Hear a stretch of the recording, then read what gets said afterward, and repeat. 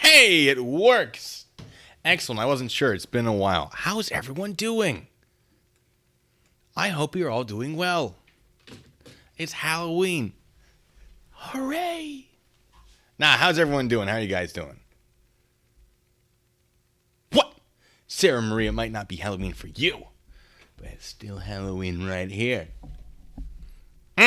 Halloween's a state of mind. That's not true. What's up, Raymond? Whoop, whoop. Hello, everybody. I started early just in case it didn't work. I got some new stuff. So, first of all, speaking of new stuff, I have a new monitor that my moderator was very, very generous enough to buy me as a surprise. So thank you to her. Don't know what I did to deserve it. I'm not complaining because I definitely owe her more than she owes me. But we've had that conversation. But it's delightful. It's a lovely monitor. And thank you so much. Additionally, I have a new capture card. So my camera does 4K. But I have not done 4K before because the external capture card I was using did not do 4K, right? So it goes 4K to 1080p to my computer to the codecs of the of Streamlabs out to you. The YouTube probably also condenses it, and it gets all grainy and weird. And sometimes Streamlabs does it at 720 instead of 1080 because reasons. But now it's going 4K to 4K out to you at 1080p. So it's still not doing 4K for you, but it should be much clearer, which allows me to do things like this. Wow! Look how clear that is. You can see things now. Let me draw you spoopy little... That's like an apple. Hold on.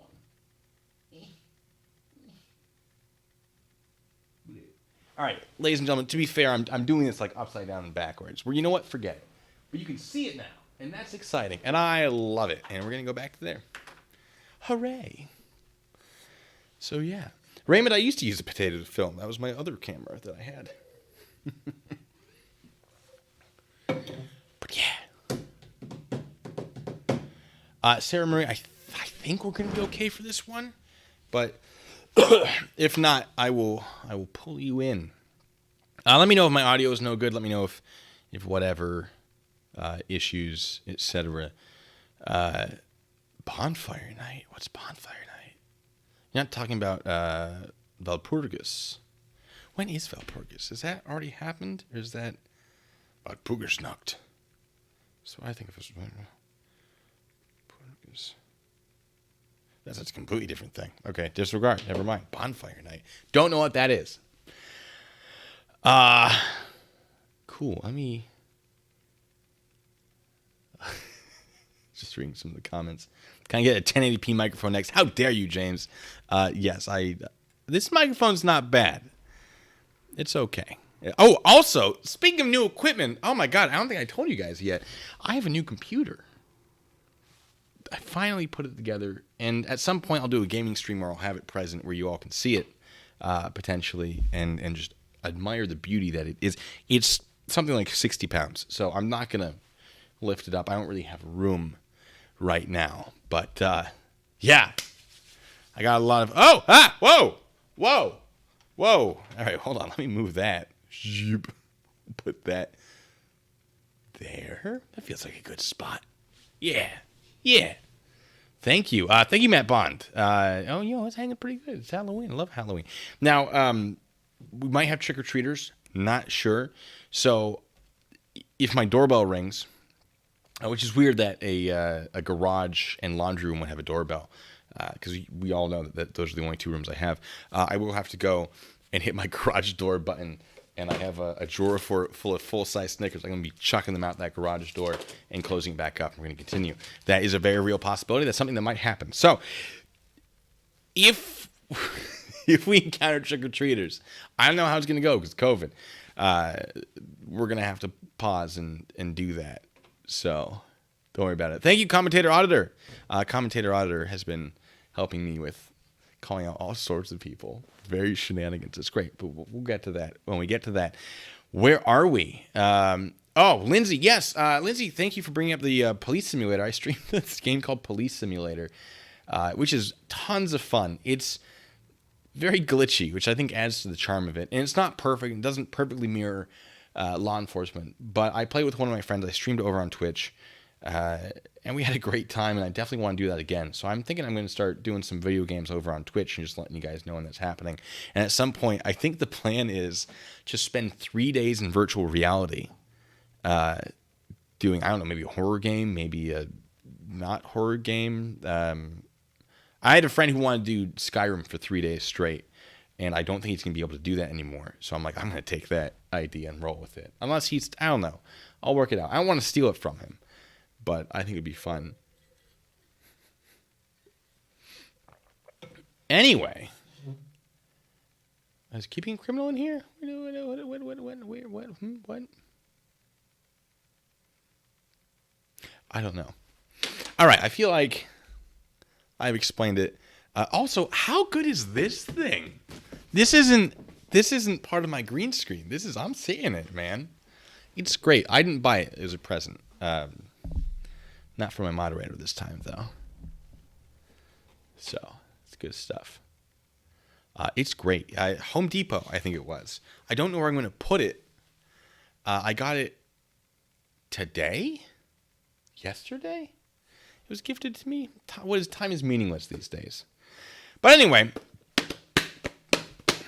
yeah, maybe I'll do I feel like 3 days in a horror game would be something, and I can set it up so you guys can jump scare me like we do with Artie. Good times.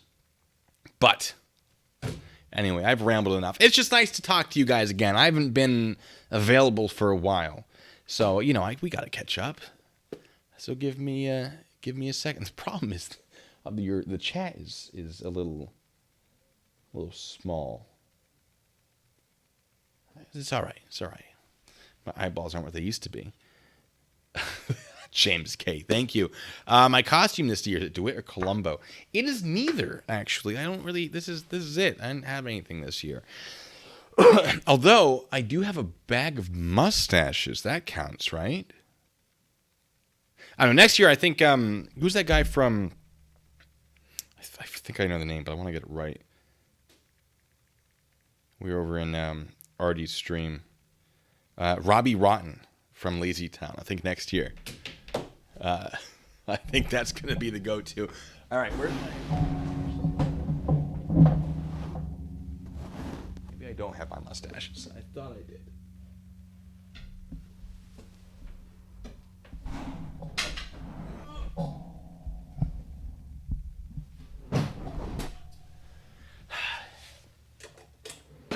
Well... Maybe not. I'll just, you know what? My costume is someone who hasn't lost their mustaches. Ha ha! I win. Nah, I'm just making a mess. Facial hair is back, baby. Not for long. I have to shave it again this week.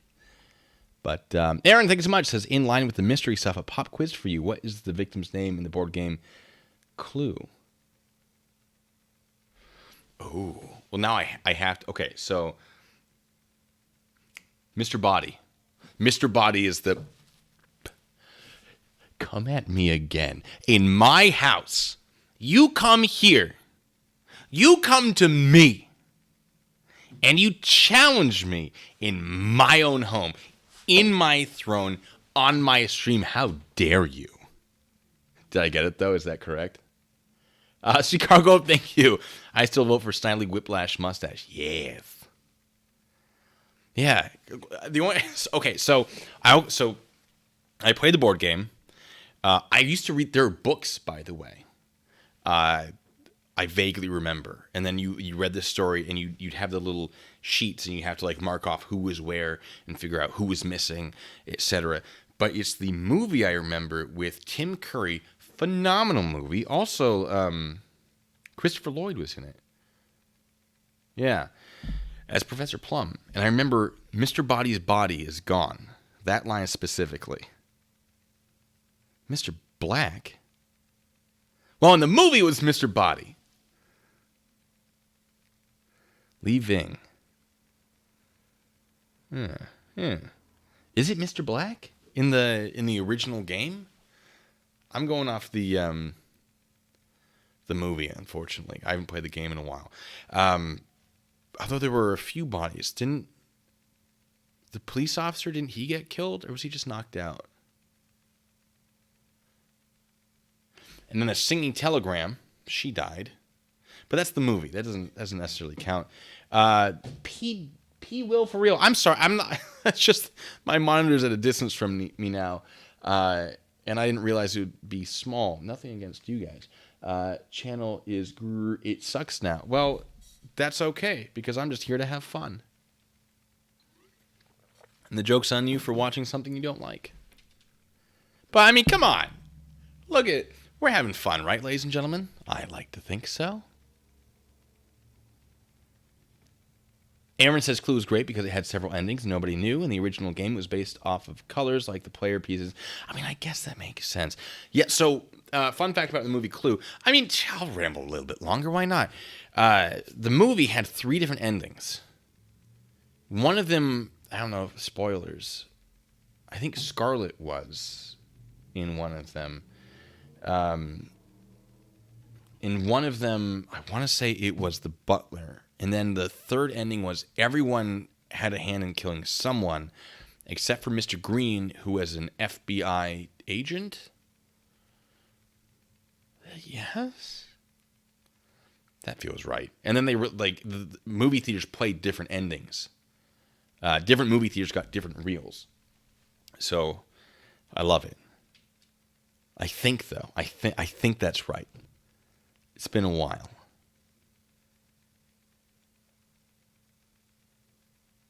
It probably was Mr. Black. I mean, that sounds appropriate. I don't know. Anyway, if you guys want a mystery, that's why we're here. A spooky mystery. Ladies and gentlemen, we begin our mystery from Whodunit Mysteries, as of course always, with a very special mystery that I actually don't know. I haven't read them because I don't read ahead. I have no idea what the mystery is going to be, but we are going to solve it together. And I have a special treat for you. Not only is the board back, is our mermaid back, that's Nancy Dace, although the highest tipper gets to rename her. It can change multiple times during the stream. It's not just simply a cash grab. The name stays for now until someone changes it. I think Aaron is the highest at the moment, if I remember correctly. Not only do we have all our favorites and, plus new chair, plus a different background because new computer, new graphics, got to find new ones. We also have this special little treat. Because, I was like, what voices do I want? Well, now I don't have to choose anymore. Hooray, automation, right? It's the future. In this little this bingo roller are a bunch of balls, and on those balls are written accents or names.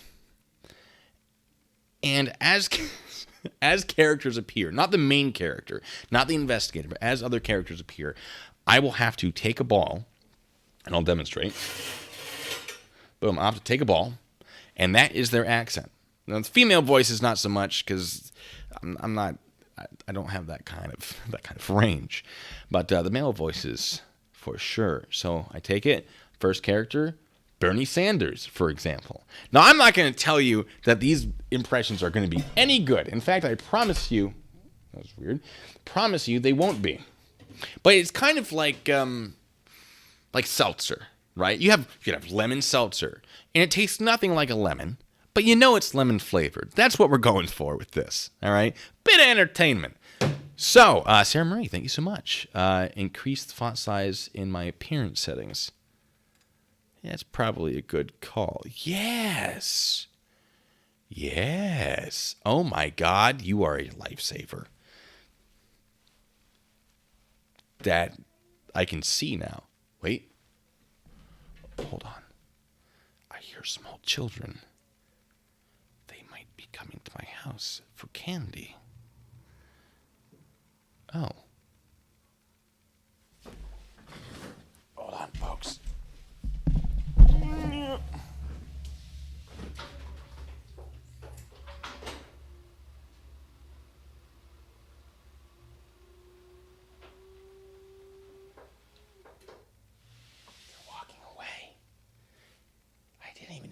doorbell. More stickers for me.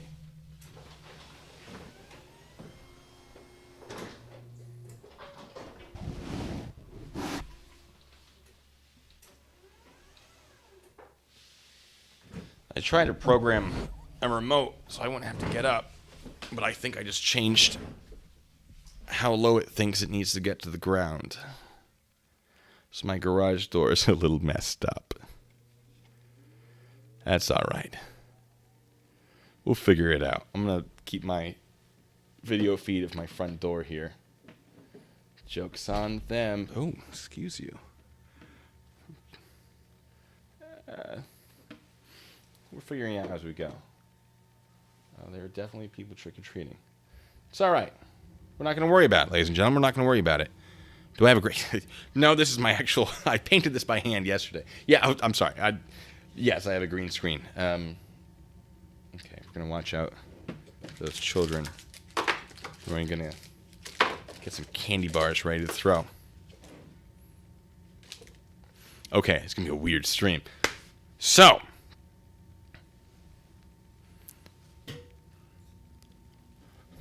we're going to see what happens.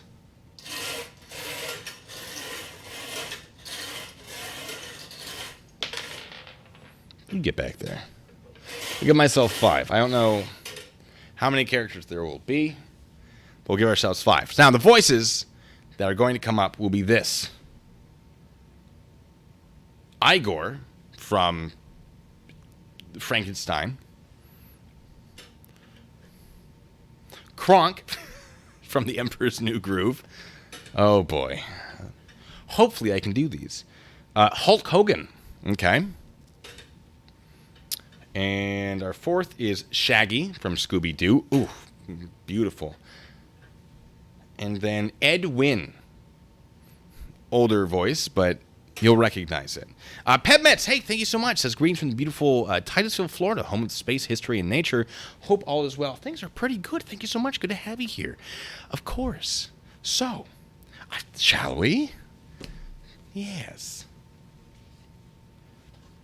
Which one was the last one we did?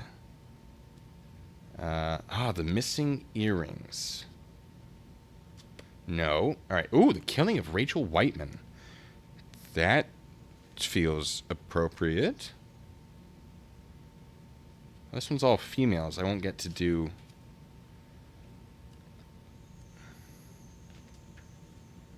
No. All right. Are you guys ready? Kermit's in here. Kermit's in here. Don't you worry.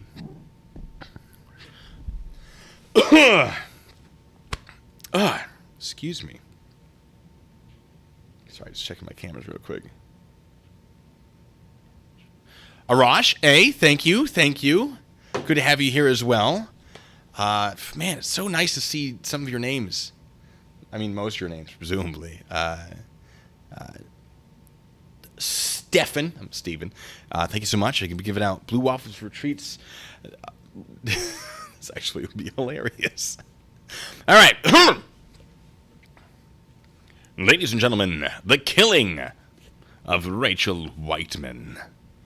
The murder of a pretty young schoolmistress was always going to be big news, particularly when she had been popular, vivacious, and the niece, once removed, of one of the mayor's senior aides. Her death had dominated the front pages so completely that the day's other 2 main stories, the new wolf enclosure at the zoo, and the unannounced bus strike, had barely received a mention.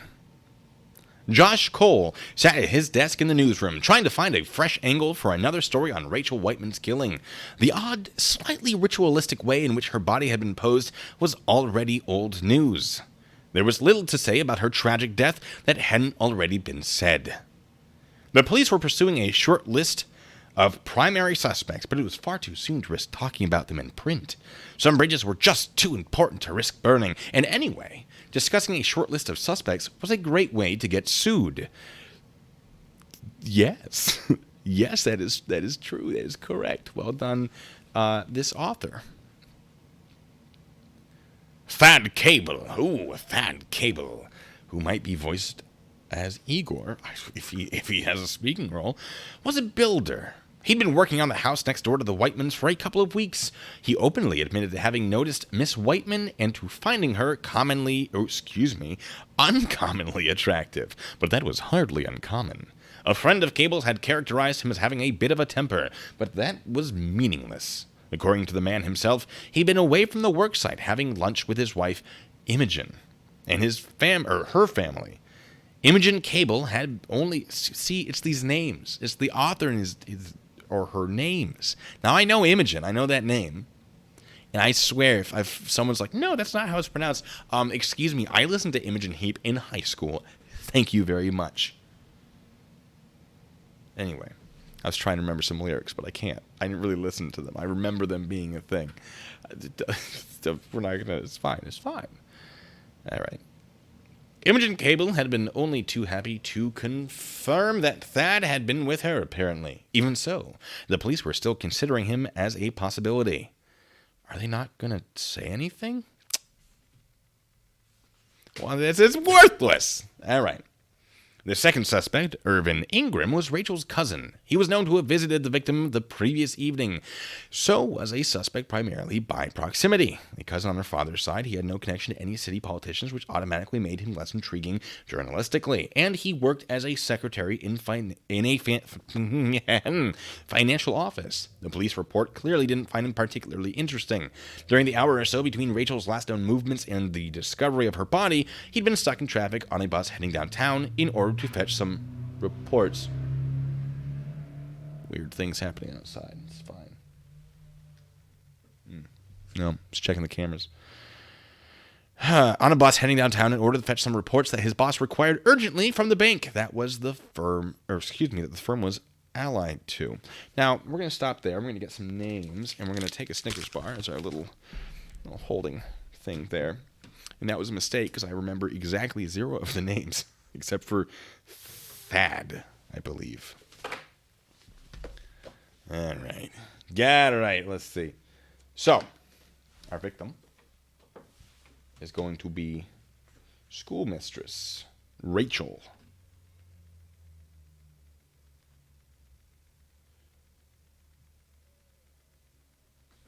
I'm going to slap her down. Boom. Right there. I'm not going to worry about it. All right. As far as our subject so far, we have Thad. Thad was a builder. He's working in the house next door. He found her uncommonly attractive. Oh, my goodness. Now, he was at lunch, which was confirmed by his wife and her family. So give him a little check mark.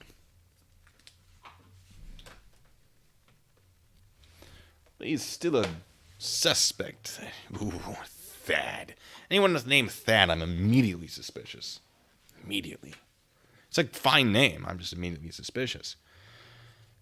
All right. Irvin Ingram, Rachel's cousin, visited the victim the previous evening. Suspect just because he had happened to be around there. Didn't find him interesting. He'd been stuck in traffic on a bus.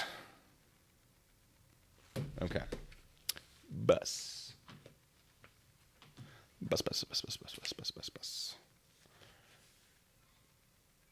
Irvin.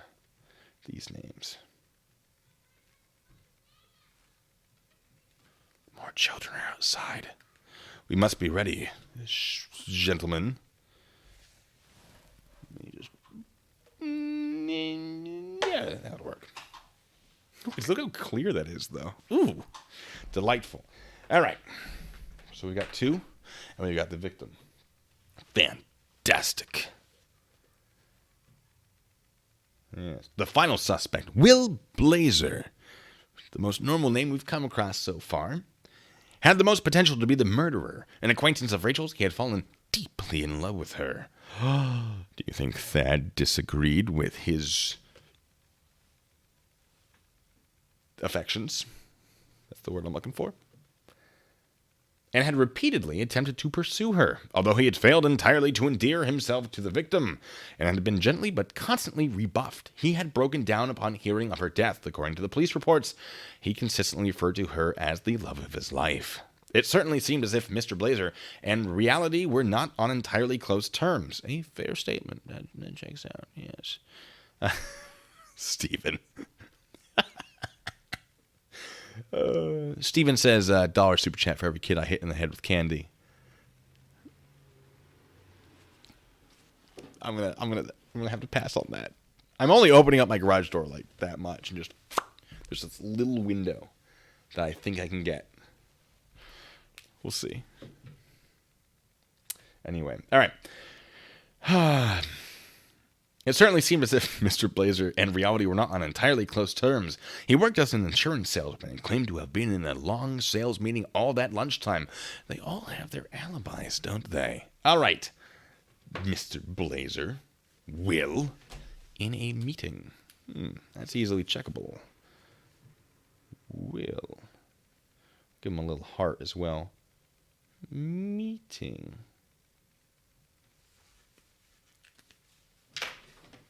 You know where that goes? Goes right there. Well. Here we go. Arash did it. Oh my. Well, yeah, you're going on the suspect list, aren't you? I've just lost my spot in the book.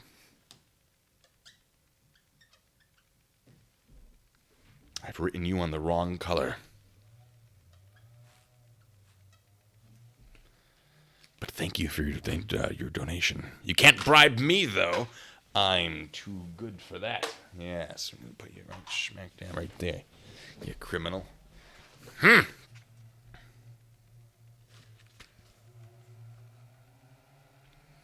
Josh frowned as a detail hit him, and then started scribbling. If he timed his call to the police carefully, the Sentinel would be the only paper covering the murder arrest the following morning. Oh, you sneaky little dog. You called them late so nobody else gets the information, but you already have the information, so you publish it. I like it. All right, so we have our 4 suspects. Yes, I'm including all 4. Someone on a motorbike is driving by very loudly. It's fine. All right. Let's go over this. A little disappointing. I don't get to use any of these. It does. He is. I mean, he is in the center. Obviously, that's pretty incriminating. All right. So, schoolmistress. All right, hold on. There's always a hint. Hint is news. All right. Josh, our reporter here, was trying to find a fresh angle for another story on Rachel Whiteman. Odd, slightly ritualistic way in which her body had been posed was already old news. Little to say about her tragic death that hadn't already been said. The clue is news. So,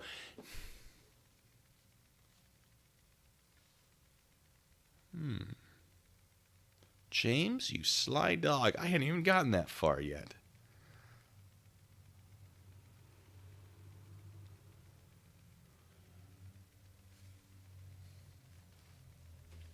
James, you get a Snickers bar, because you're right. Her death had dominated the front page so completely that the day's other 2 stories, the new wolf enclosure at the zoo and the unannounced bus strike, had barely received a mention. There was a bus strike. How can our boy be on the bus? I always suspect the person that gets the least attention, which was Irvin. Like, yeah, he's the least likely, blah. But he said that he was on, he'd been stuck in traffic on a bus. Now, if there's a bus strike, presumably there wouldn't be buses to be stuck on unless he got stuck on it during the strike, which would be a problem. I think you done it. I think you done did solve it. I didn't have to do any work. I'm a little disappointed. I'm not really. It's good. It's good. You did well. It's good. So, I guess clear that. And I'm going to say we got our boy Irvin there. I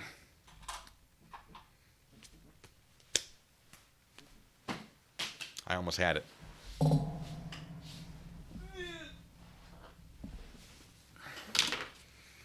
Close. It was close. I thought I could catch it while looking at the screen, but I was wrong.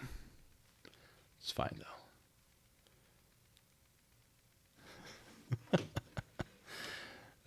All right. I'm gonna lock that answer in. I mean, it's such a short story there. I didn't get to use any of my voices. It's fine.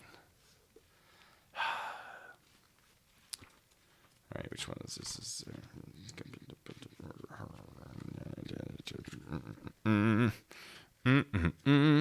Oh man, you get to the end of this and like the hints are just enormous. Okay. The killing of Rachel Whiteman.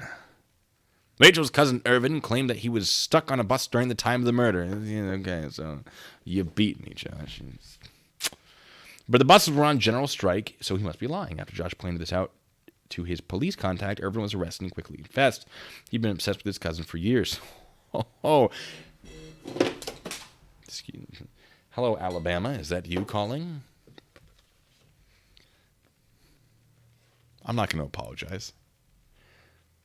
And finally attempted to propose. Her horrified refusal had driven him over the edge. Too easy. And now, it is Halloween. I'm going to celebrate with the Snickers. Arash, it was not you, but thank you. Not this time. Maybe next time.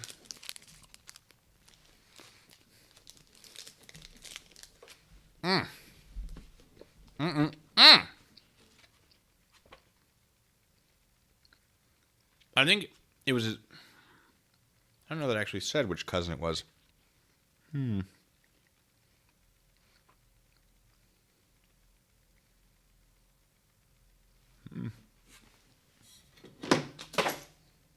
Just keep dropping things.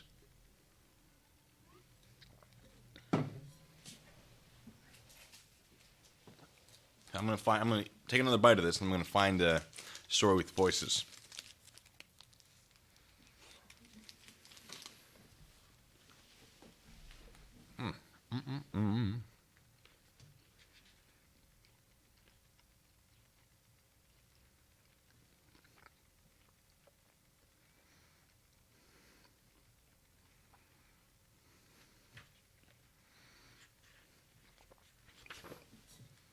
Okay. And the question is, do we re-roll these? Because I have two voices. This is a two-person thing. I guess I'll give the investigator a voice. So, do we keep the first two, or do we re-roll this? Oh, wait. Steven, thank you. Do I have any creepy, scary, haunted stories? Yes, I do. I'll tell you one. Remind me after this.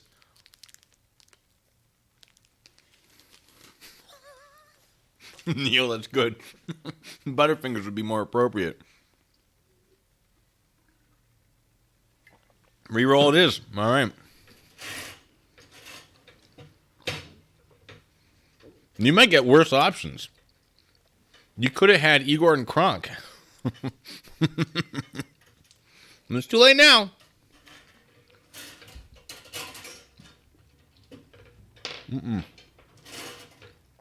Doesn't count. Go back in there.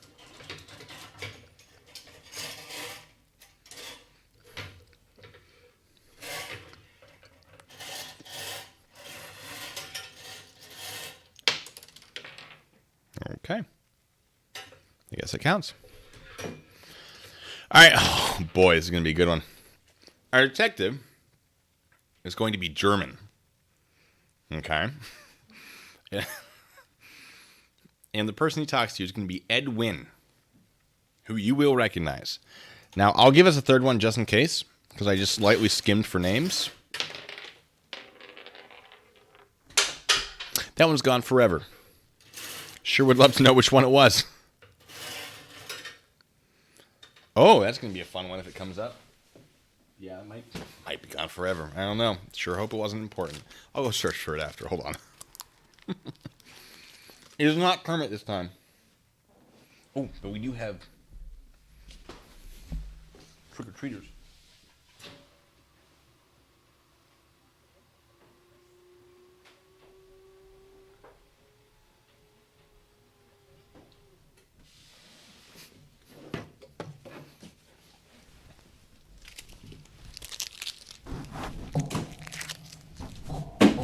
I missed. All right, folks, stand by.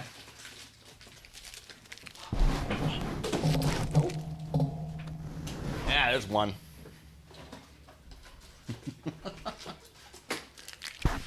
One for the parents. Ooh. Hey, you're welcome. It worked. I have a tote bin in front that I didn't realize was there, and so now there are like 3 Snickers in it. But it worked, ladies and gentlemen. It worked. They're laughing about in the cameras. This is my best idea ever. I'm a genius, ladies and gentlemen. Yeah, they looked over and just saw a Snicker just skidding across the driveway. Here's, oh, thank you. This is a good Halloween.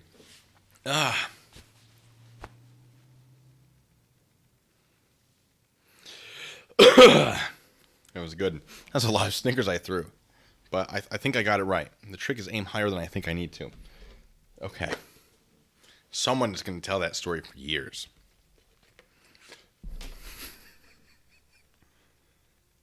Oh, the first one went under the car? Yeah, I think you're right. They got the second one, though. It's all right. There's just be Snickers littering that area. All right. The Thief of Time. From outside, there was nothing to show that a robbery had taken place. Fire's fine clock was... excuse me, I almost said clockworks. That's wrong. Fire's Fine Clocks was a tidy-looking shop on an unremarkable street, sandwiched between a furniture store and a reasonably upscale French-style delicatessen. Now, I'm realizing as I read, I haven't cleared the board yet. Give me 1 second. I was going to. Got distracted by people that I was throwing Snickers to. James, thank you so much. Careful, old man Bacon is throwing bars at us.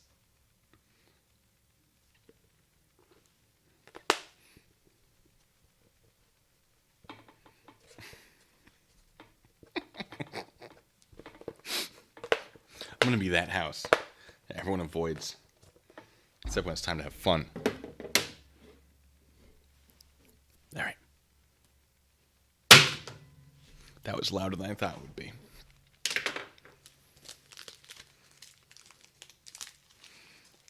Oh, the beautiful thing about being an adult is just buying your own candy.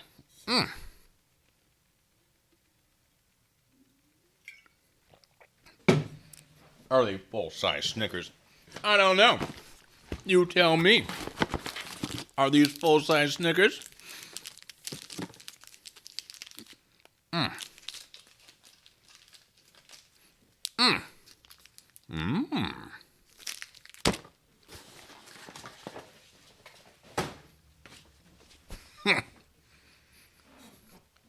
do it right. Look, if I'm going to chuck candy underneath my my garage door, it better be good candy.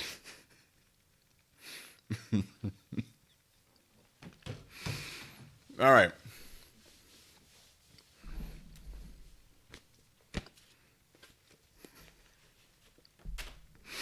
What am I doing with my life? Let me restart. The Thief of Time. From outside, there was nothing to show that a robbery had taken place. Fire's Fine Clocks was a tidy-looking shop on an unremarkable street, sandwiched between a furniture store and a reasonably upscale French-style delicatessen. A selection of decorative clocks of various sizes stood in the window. My mouth is just like salivating now because of the Snickers, and it's a problem. It's making it very difficult to speak. It's like, hey, man, now there are no more Snickers in your mouths, let's just salivate. That makes sense. Thanks, mouth. Thank you. Oh, Grift Kai, yes. The after Halloween purchases. Oh. I'm going to be going, seeing if I can get myself some candy corn. I do love me some candy corn. In moderation. Forgot to get myself some this year. That's all right. Excuse me. Inspector Parnacki studied the display for a moment.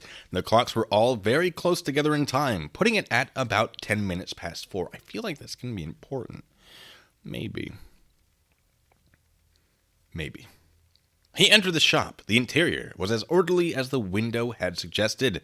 Here, too, the clocks were well synchronized. Not a trivial task. Here's Ed Wynn. "Can I help you?" The speaker was a small, neat man with a piercing gaze. Parnacki nodded. "Bradley Farr, I presume. Inspector Parnacki." "Ja, das ist gut, ja." The man smiled, bobbed his head a little. There was a long, nasty bruise on the back of his head. "Oh, Inspector! Good of you to come. Shall we talk in my workshop?" He gestured to a door behind him. "That will be fine," Parnacki said, and followed Farr through a door behind the shop's glass service counter. Irish girl, thank you so much. Candy corn fun, I love it. They walked into a smaller room. The walls were completely covered by a set of shelves, rows of little drawers, and similar compartments. Leather-topped desks stood beneath these, each with multiple lamps and large arm-mounted magnifying glasses. A young, smartly attired woman looked up from a freestanding table which held several stacks of documents. She blinked at the inspector and muttered something that sounded a lot like, "Paddington Parnacki." I don't have a voice for her because I don't know what I can do differentiating female voices that are not just merely different pitches. I don't know. Farr smiled at her perfunctorily. "Would you mind the shop for a while, Minnie?" She blushed. "Of course, Mr. Farr." She rose and went into the shop, closing the door behind her. "Would you like some coffee, Inspector? I can get Minnie to make some." "No, thank you," Parnacki said. Farr nodded. "Of course." He pulled a chair from one desk for Parnacki to sit on, then seated himself on another. "Where should we start?" "According to my reports, you were assaulted and forced to open your own safe. The contents were then stolen. And then your payroll, is that correct?" "Yes," Farr said. "I was working here on a mechanism sometime after 12:45. I heard a step behind me, but I didn't think twice about it. Then there was a blast of pain, and I became disoriented and quite confused. When I came back to myself, I had been firmly tied to my chair, and I had my hood, over... Sorry, it's lost my spot there. Hood over my head. I have the rope and bag they used if you need to examine them. A silly voice, not unlike his own, told me that if I behaved myself and obeyed instructions, I would come to no further harm." Parnacki blinked. "A silly voice? How very curious. Interesting, no?" He didn't say that, I added that. "Yes, whoever it was had decided to speak in a squeaky falsetto, I assume to prevent recognition. I'm about 90% sure it was a man, but I can't even be perfectly certain about that. When you add in the fact that the payroll is only in the safe for about 4 hours a week, it makes me sure it was one of the staff." "Disguising the voice does suggest that you would recognize the speaker otherwise," said the inspector. "What next?" "Well, I obeyed, of course," Farr said. "I didn't call for help. I listed the contents of the safe, informed the thief of the value of a couple of items in the shop, which ultimately he decided not to take, and then opened the safe as requested. That's it there. Above the shelf of casings just to your left. The thief rustled around for a little while, then departed. Oh, it took me quite a lot of effort, but eventually I managed to worm my way out of my bonds. When I finally escaped, it was precisely 2 minutes to 1:30. We got kids. Stand by.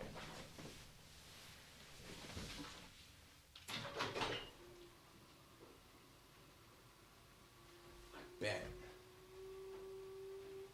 I can make it through that gap.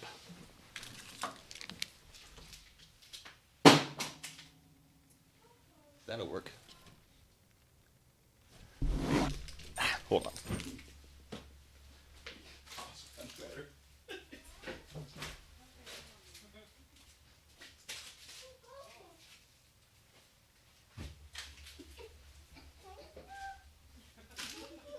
You're welcome.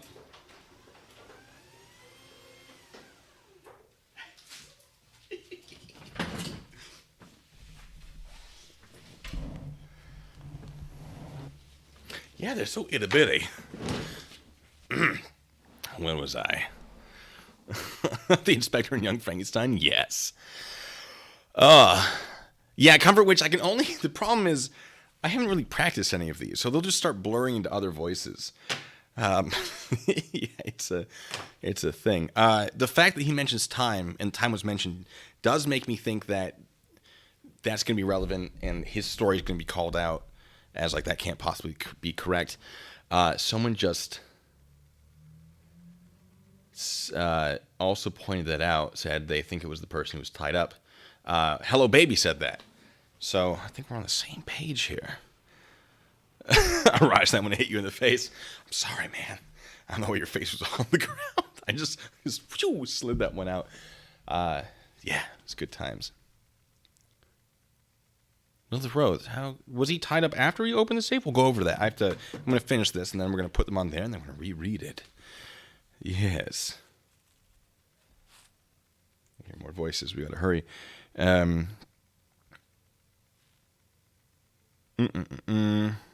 Precisely 2 minutes to 1:30. I see, Parnacki said. Were you alone in the shop? I don't have my headphones in. I can't hear it, but I see it. I forgot that I have that for the $10 amount. Stephen, thank you. Says the word of every man late at night. Bet I can make it through that gap. I don't know what you mean. All right. Yes, Minnie is my secretary and assistant, Minnie Bergen. Suspect, but I don't think so. Said she was at lunch with her boyfriend, Enzo. Lawson Day tends the shop front, but he claimed to be unwell today and hasn't been to work. Finally, there's Worth Heron, my new delivery man. He's only been with me for a couple of months, and he was out. Out. It's definitely getting Christopher Walken. Supposedly delivering a carriage clock. Minnie, Lawson, and Worth all know I go to the bank on Thursday mornings, and that I keep my more valuable supplies and equipment there. Who knows what Minnie had told her young man? Any of them could have done it. Pernacki nodded. Thank you, Mr. Farr. You've been very helpful. I have a good idea of who this thief is. Yes. Who could it be, I wonder? All right, let's get some people on here. Now, this is going to be a weird one, because I kind of suspect the victim. So, I didn't have a plan for this, but what we're going to do is figure it out as we go. So, Farr. And then victim question mark?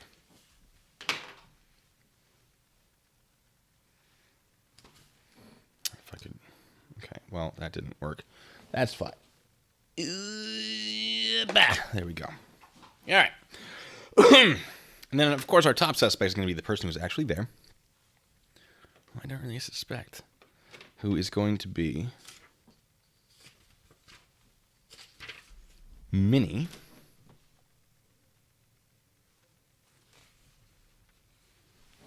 Put her there. And then there is her boyfriend, Enzo, who she could have told about it, yeah, and had him do it. Uh-oh, we got more people incoming. Looks like one or two. Making a break for it, ladies and gentlemen. It's go time. Or they didn't turn. Oh, is my house not good enough for you?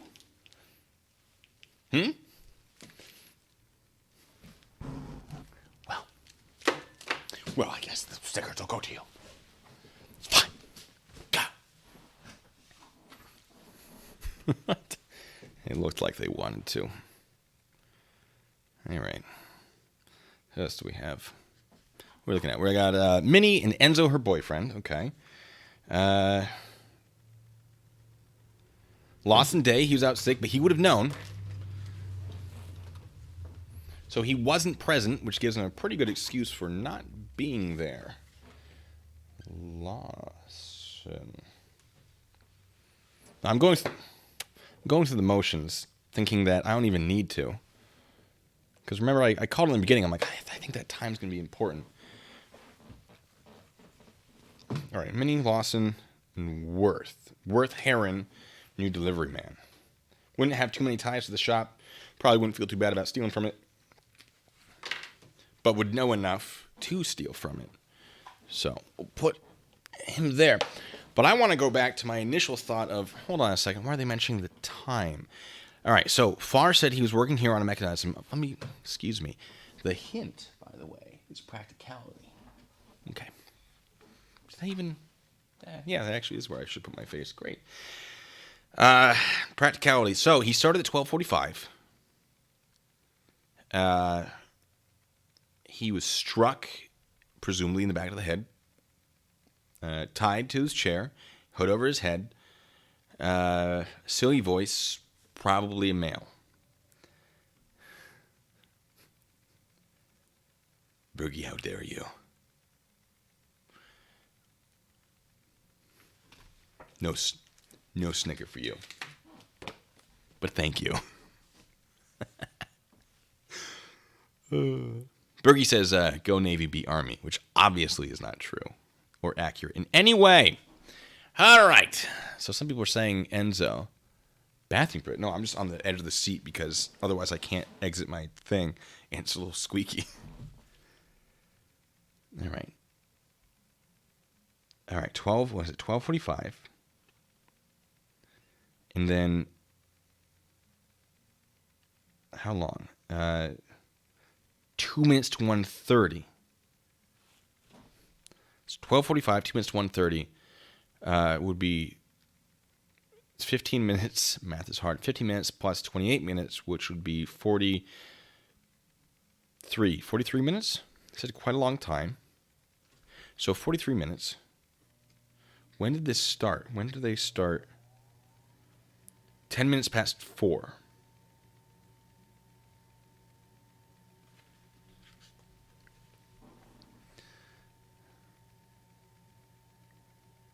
Bus pain became disoriented, quite confused when I came back to myself.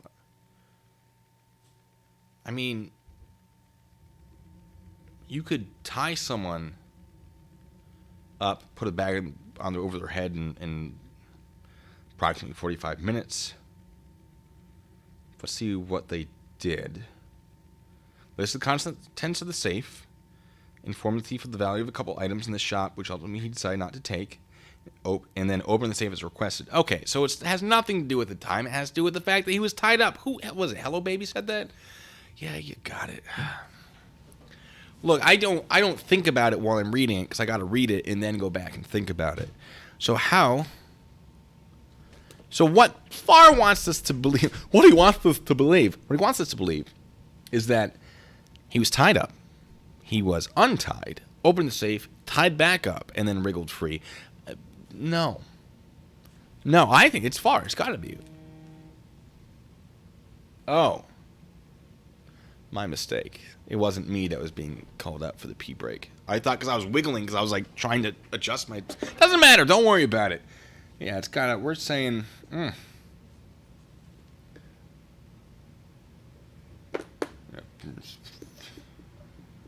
Trying to pull a quick one over these old German eyes. I don't think so, Farr. You criminal. What do we think? Are we locking in Farr? Do we think it? Are we thinking we're good? Are we cool with it? We want it? We're gonna roll with it. We're gonna have that. It's gonna be all good. How are we feeling?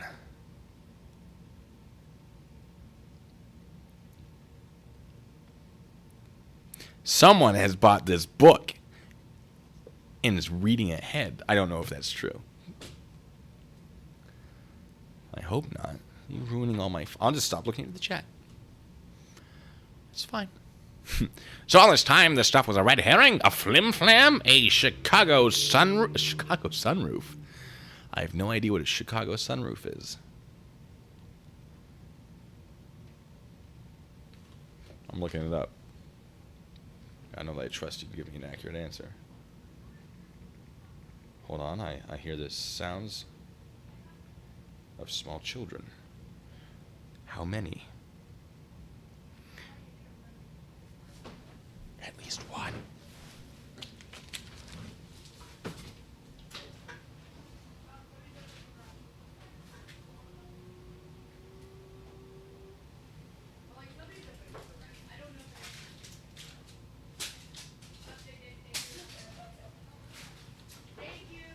You're welcome.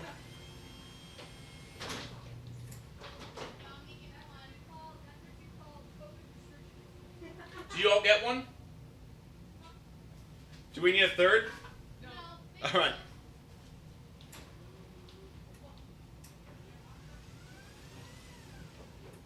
Gotta fix that garage door. Come down the floor. There we go.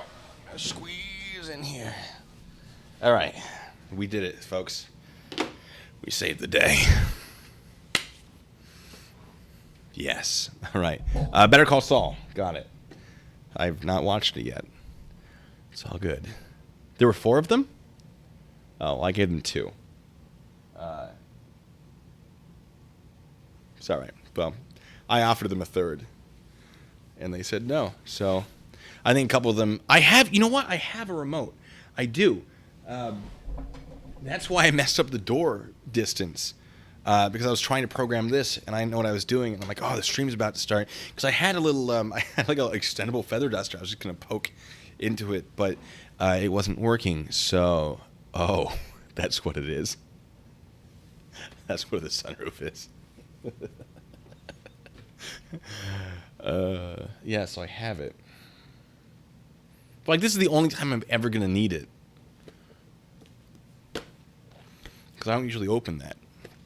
It's fine. All right, so we're going to assume it's our boy Far there. An auto launcher. Yeah, just like something I can pull a thing. Just yeah. Sarah Marie, the full title of the book is Whodunit Mysteries. And that's what it looks like. Pit your wits against our team of sleuths to solve the case. Ooh. Anyway. Oh, bigger kids. I would... Look, folks.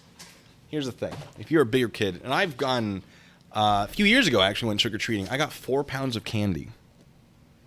I took someone else trick-or-treating. I wasn't, like, on my own. Like, hello, Amy. No, I was babysitting a couple kids. And, oh, boy, did I use them to get 4 pounds of candy. Yeah. Yeah, it turns out that when you are the one driving, you can trick-or-treat as long as you want. As a kid, not so much. But I wanted that candy, and I got it. Some people are like, no, please don't. Yeah. But like by the end of the night, and people are like, take my candy if there's any left. Like, just dump it in. But I got like 40 bars of these suckers. I ate a few of them. Don't judge me. And I've thrown some are on the ground over there, and some, whatever. I'm sure one's underneath the car right now. But, yeah. Oh, a remote control car would be hilarious until someone picks it up and runs off with it. No, I'm just kidding. That would be amazing, though. Yeah. Let's see the answer. I almost just like, let's go on to the next mystery, because I forgot that we didn't check the answer. It just feels so obvious. It's not like the Emerald one, which is just like, what? Rennie, I will Amazon you candy corn. You know I'll do it.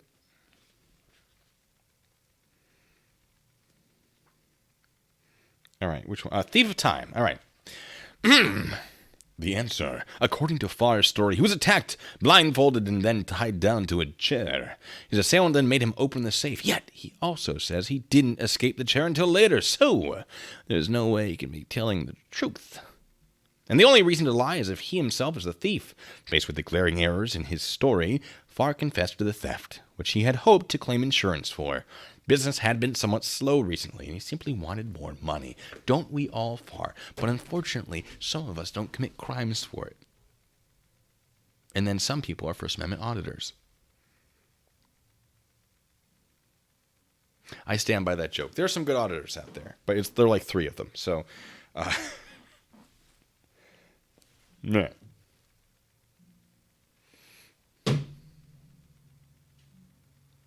Trick-or-treat at farms, hit 3 houses and bag is full. See,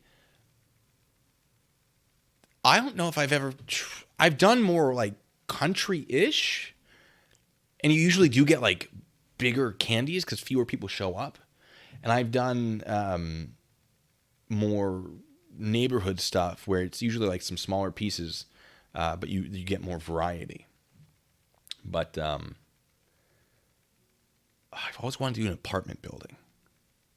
as a kid. I had the opportunity to do it once, but we were doing the rural. I can't say rural. I actually struggle with that one. The more rural area that year. And I was like, that sounds a good time. I'll just do apartment, whatever. And I never did. And I don't really regret it. I could do it now. Like, I could just like be, hey, who's got kids? They want me to babysit for Halloween. Hey, champ, let's go. Let's go to an apartment. Right? But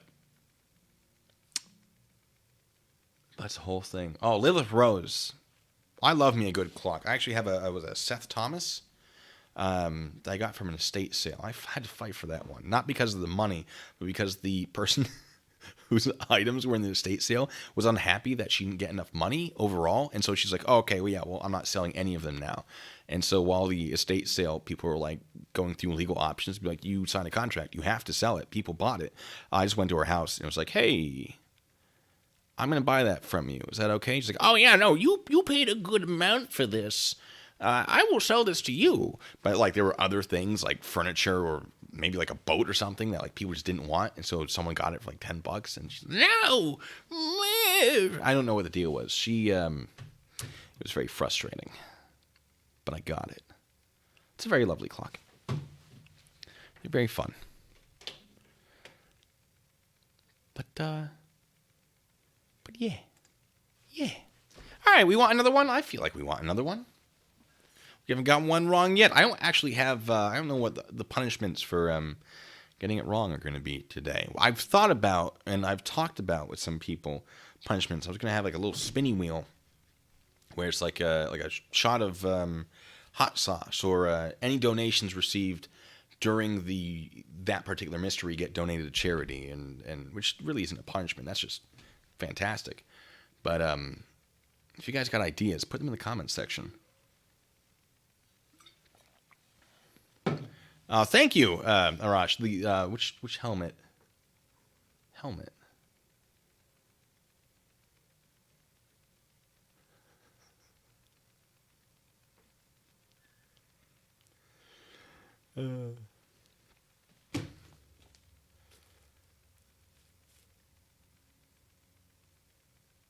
Shot is silly. I mean, that's an option. Rennie would be mad at me, but I'm willing to do it. Shot is silly. Not alcohol. No.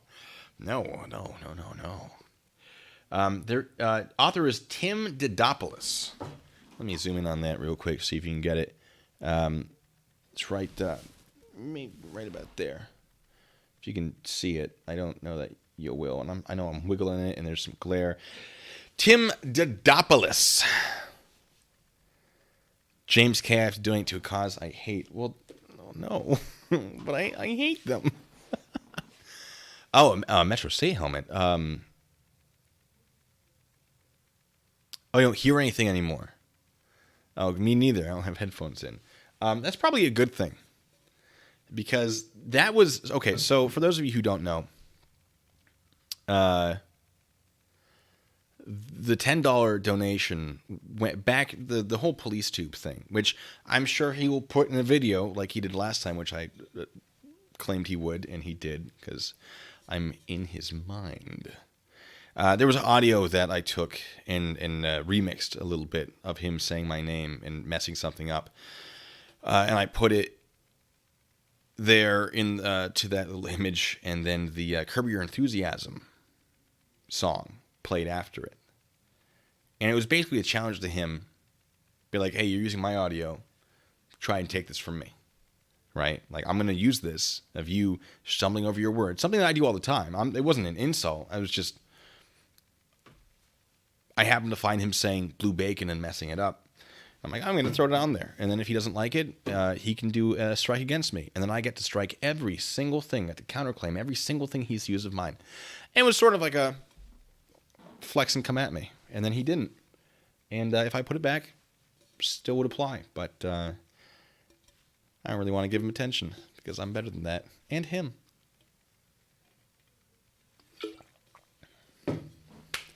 But I digress. The one I showed in Discord, thank you for your donation, by the way. And thank you, James, as well. I don't know if I thanked you. I responded.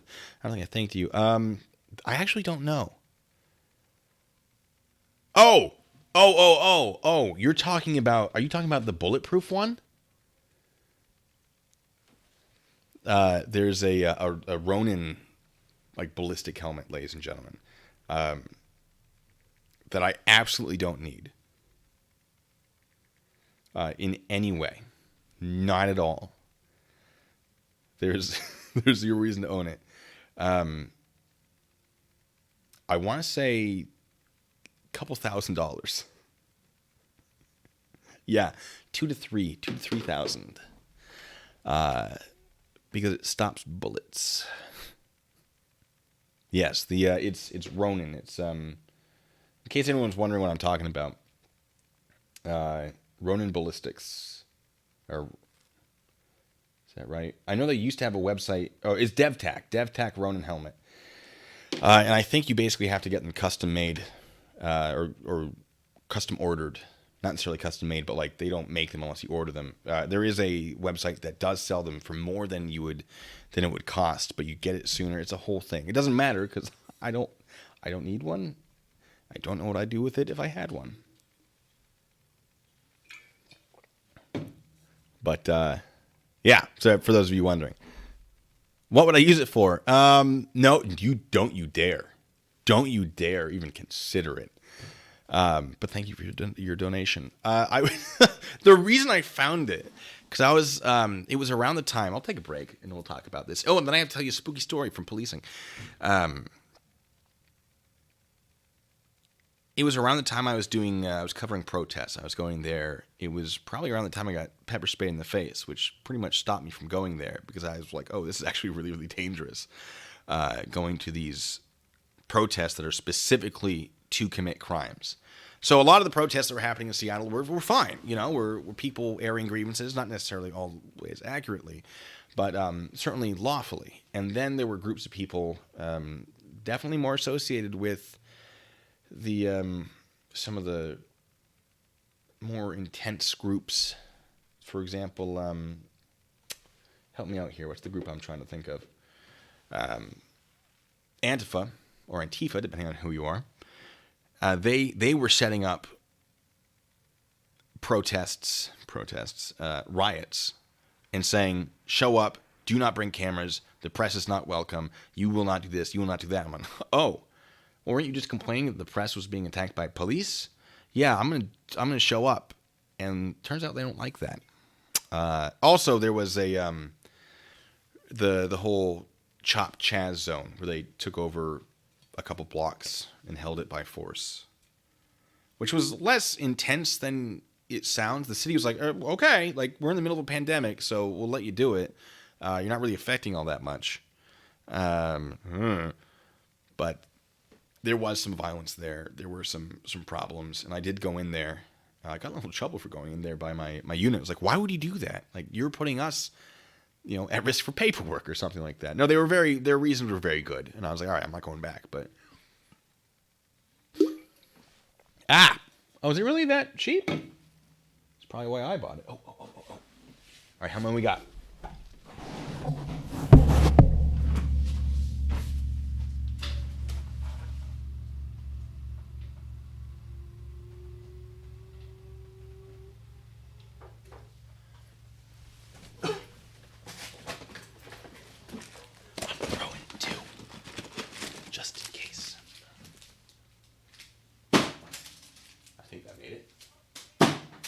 Hey, there it is.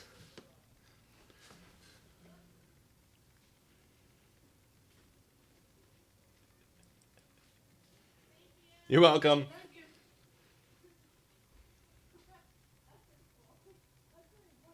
Mission accomplished.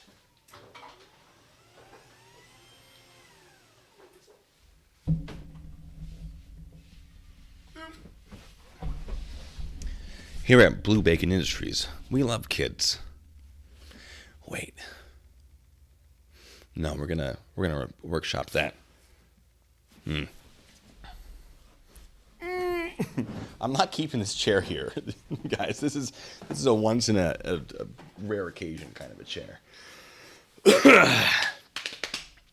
All right, what was I saying? Oh yeah, no. So I was going to these things, and I was like, if I was making the perfect suit for like a really intense riot, what would it be?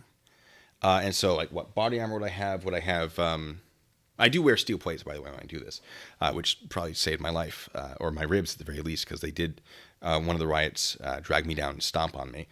But I had steel plates, so the only bruising I think I had was a little bit to the back of my neck, where I got struck a little bit.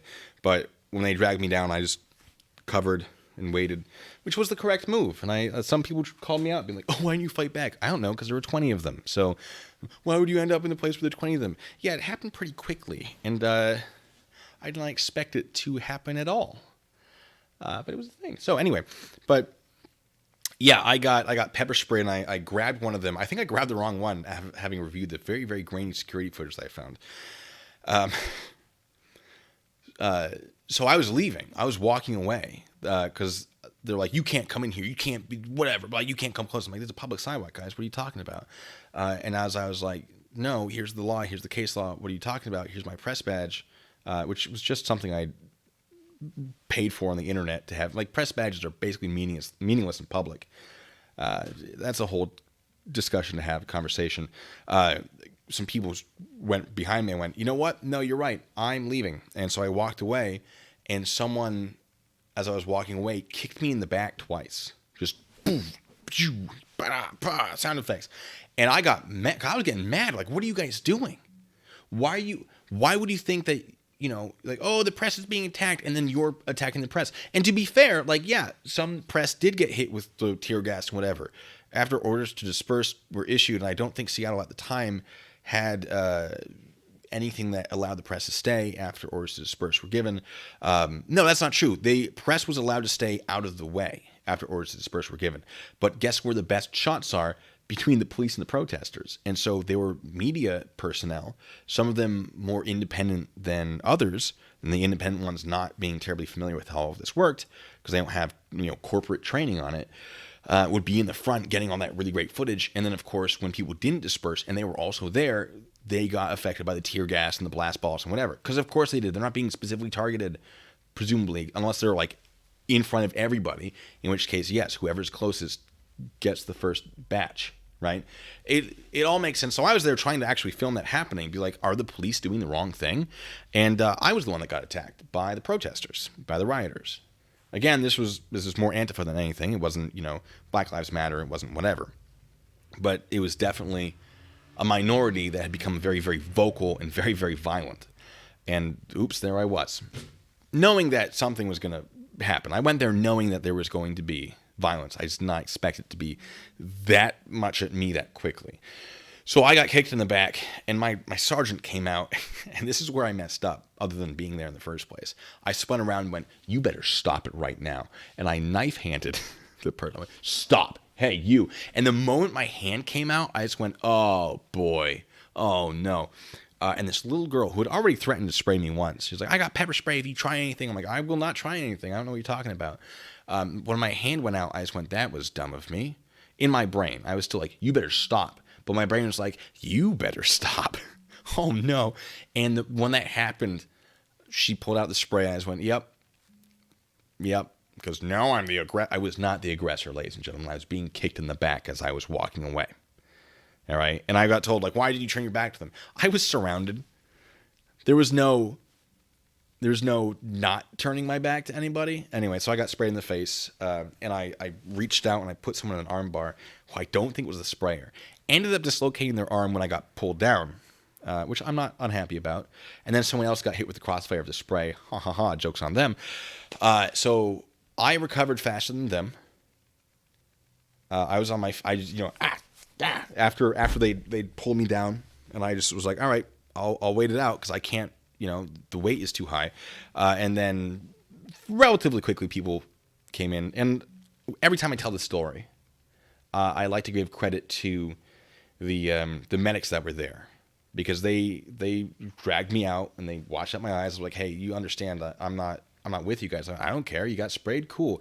Here's some Visine. Like, you might not want to go back." I'm like, "Hey, I had a body cam that I was wearing on my front and one on my back." And I'm like, "Yeah, those are gone. Like, they were ripped off me." And do you know where they went? And they went, "No, they're gone, dude. You should probably leave." And I did. And the other two people were still on the ground. Like one arm, whatever. It was a thing. I'm not proud of it. I'm not happy about it. But it was pretty eye-opening about how dangerous these actually do get, and how some of these groups do operate, and how they justify how they operate that way. And this isn't limited to the extreme left. This is certainly a thing that the extreme right does as well. But keyword extreme, right? So it was a thing. So I started being like, all right, so if I were to do this in another year, because I'm not going back now, I've gotten all I need to get. What would I get? Maybe some like hockey stuff, padding, whatever. And it escalated to the point where I was like, oh, look at that helmet. Oh, look at that helmet. Oh, here's level 5 or level 4? Level 4, level 5, like shields.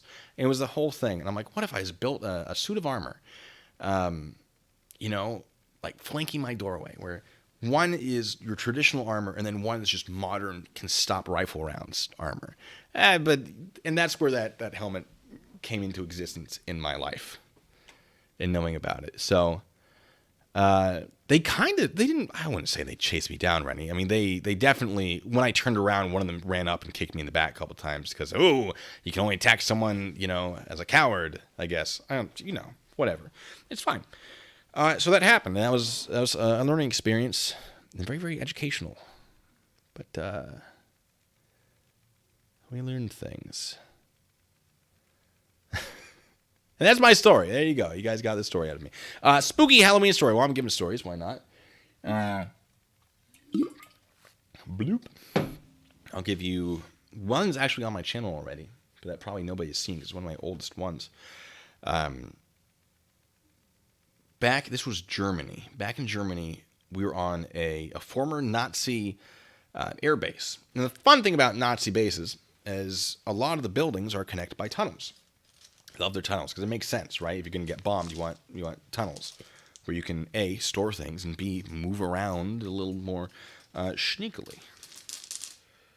And one of these tunnels was underneath the mailroom, and it went to various locations. And I was on the night shift. I love the night shift. This was right before.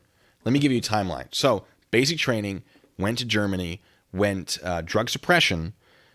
Was locked into that unit, and then they put me in the local MP unit to become familiar with actual MPing as opposed to just training.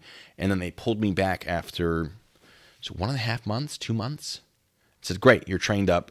Now you know how they work, how the Provost Marshal's office works here, who they are. And so when you show up, not only are you familiar with, policing in this area, but now, you know them, and they are familiar with you, and you can build rapport, etc. It was a really good idea, and it worked out really well. So I didn't have much time doing foot patrol stuff and patrol car stuff there, but I did around.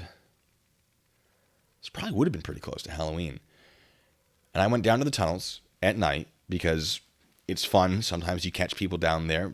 I never did, but sometimes other people did. And so I'm walking through with my flashlight, just bloop, bloop, bloop. Long tunnel. People just store things down there. A lot of the buildings, just like that's their storage. More like forget about it and hope someone else grabs it when it's damaged by water. And I see something at this end of the long hallway. And it was just this pile of pink. It's the best way I can describe it. And I don't know if you've ever experienced this, where you look at something and your eyes just will not focus on it. Like you see it, but it will not come into focus. And that's what was happening, this amount of pink. I'm like, what is that? I wasn't there last time I went down here. And I walk closer, and it instantly just snaps into focus. It's a pile of faces. And in my video, I actually recovered a photo from an old cell phone of mine. I think there were more photos, but that's the only one I was able to get of just like some faces on the ground, which is not the main pile, but it was just a pile of faces. And I just, what? Froze for a second, because obviously that's what you do when you see a pile of faces. And I realized that these are CPR dummy masks that someone just like opened up a box and dumped there. It was terrifying a little bit. And then I finished my little patrol and left. I went back a week later to be like, I wonder if they're still there. And they weren't. I don't know why that they were there, but all right. It was weird. So I'll give you a second one. JBLM this time, down to the south of me. I worked Halloween a couple of shifts. That was always fun because I'd go to the cemetery if possible And then on North Fort of JBLM, there are these old World War II barracks, what they're called. They're not actually from World War II, but they're that style. And I don't know if they're still there. I know a lot of them were being torn down when I was leaving. They were taking the copper out and getting ready to tear them down. I don't know if they ever went through with it. But at the time, they were haunted. Ooh. But really, it's probably just bad wiring. But you'd go out there in the middle of the night, and lights would just turn on and off. Or alarms would go off. Visual alarms. They have strobes.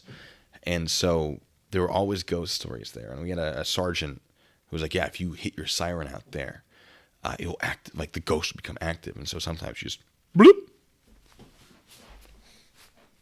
And yeah, like lights would turn on, and we'd see if we could get into the buildings because they were generally locked. Not all of them were, which were the party buildings. So sometimes you would, suspect you might actually find a human being. I never did, but some people apparently had, and I found evidence of them being there. Usually like empty bottles of alcohol or soda or something. But that was always a bit spoopy.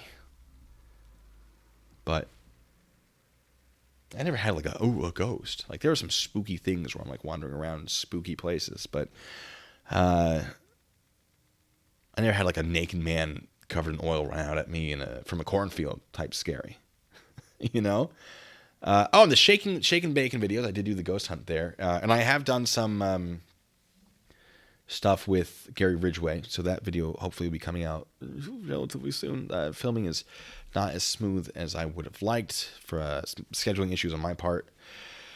We're going to do Shake and Bacon again. I want to do one this month, but scheduling just... definitely going to see if we can get a Shake and Bacon video at the Gary Ridgway house where he murdered a lot of women. And I definitely know a lot of places that are haunted or, people have died or whatever to go do some ghost hunts in.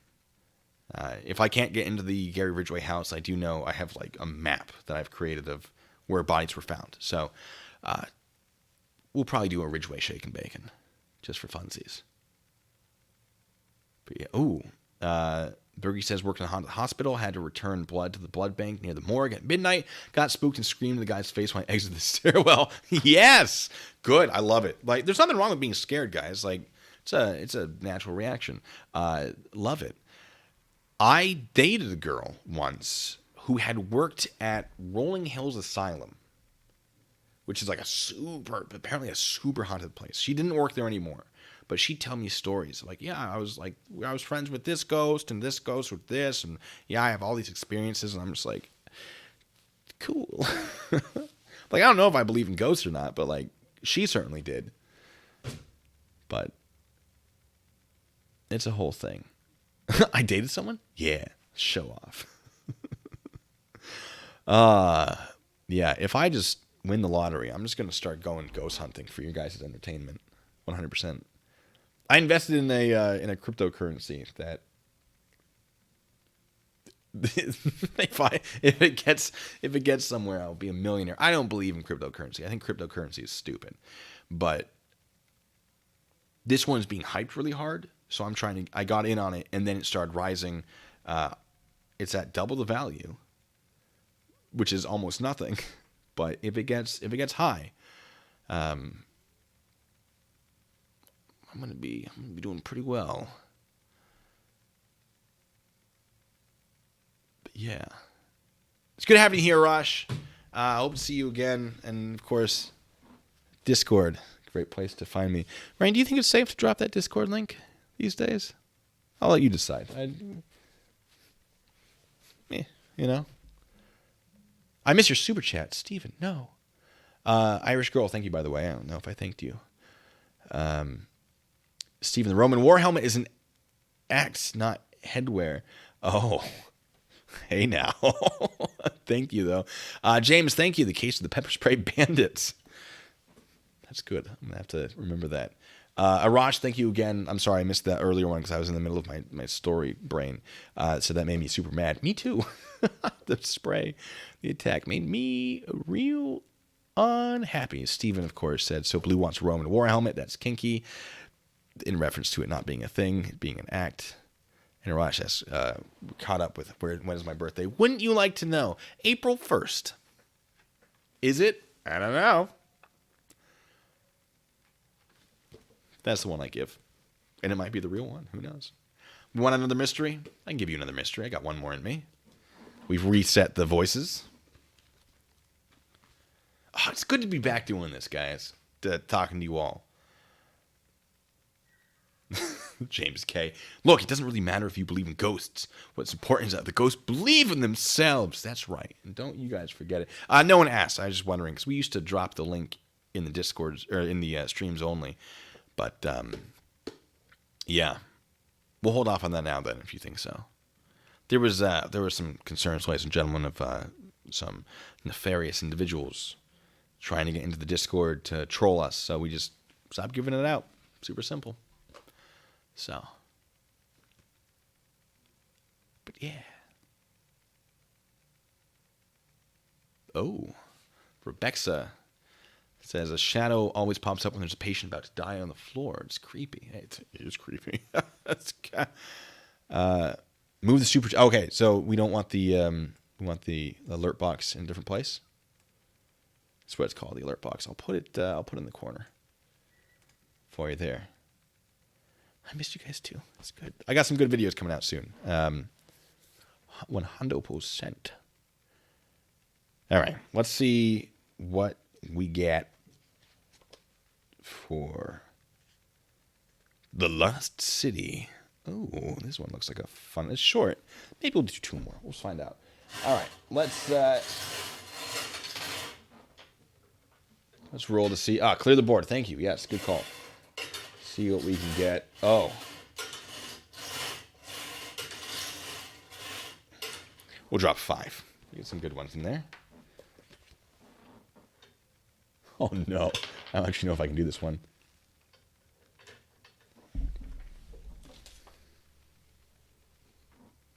Oh, that's going to be a good one.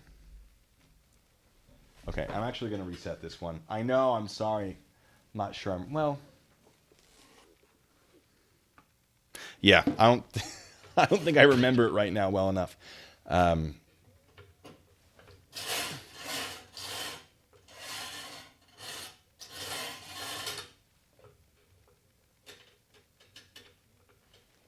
are you? The exact same one. It's fate, ladies and gentlemen. We'll try it. We'll give it a shot. It's fine. It's fine. Did anything ever make me nope while on shift? There were things that made me pause, where I just went, I don't want to go in there. I don't think there was ever a time where I didn't continue doing whatever. There are things that would make me do that. If you ever heard like a bobcat scream, there's this great video of a police officer just noping out. I'm like, yeah, that's exactly what I would have done. I don't. There are times where I've been like, hey, I'm going to need a second person here. But, yeah.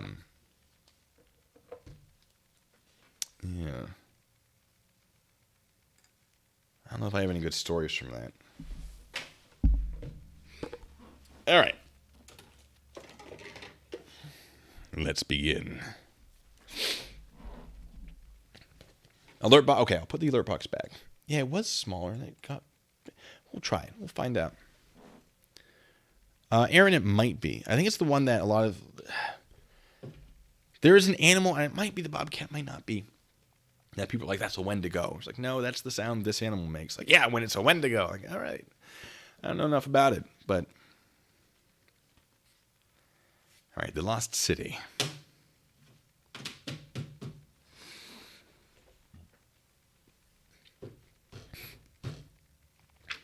So I'm just checking the voices real quick.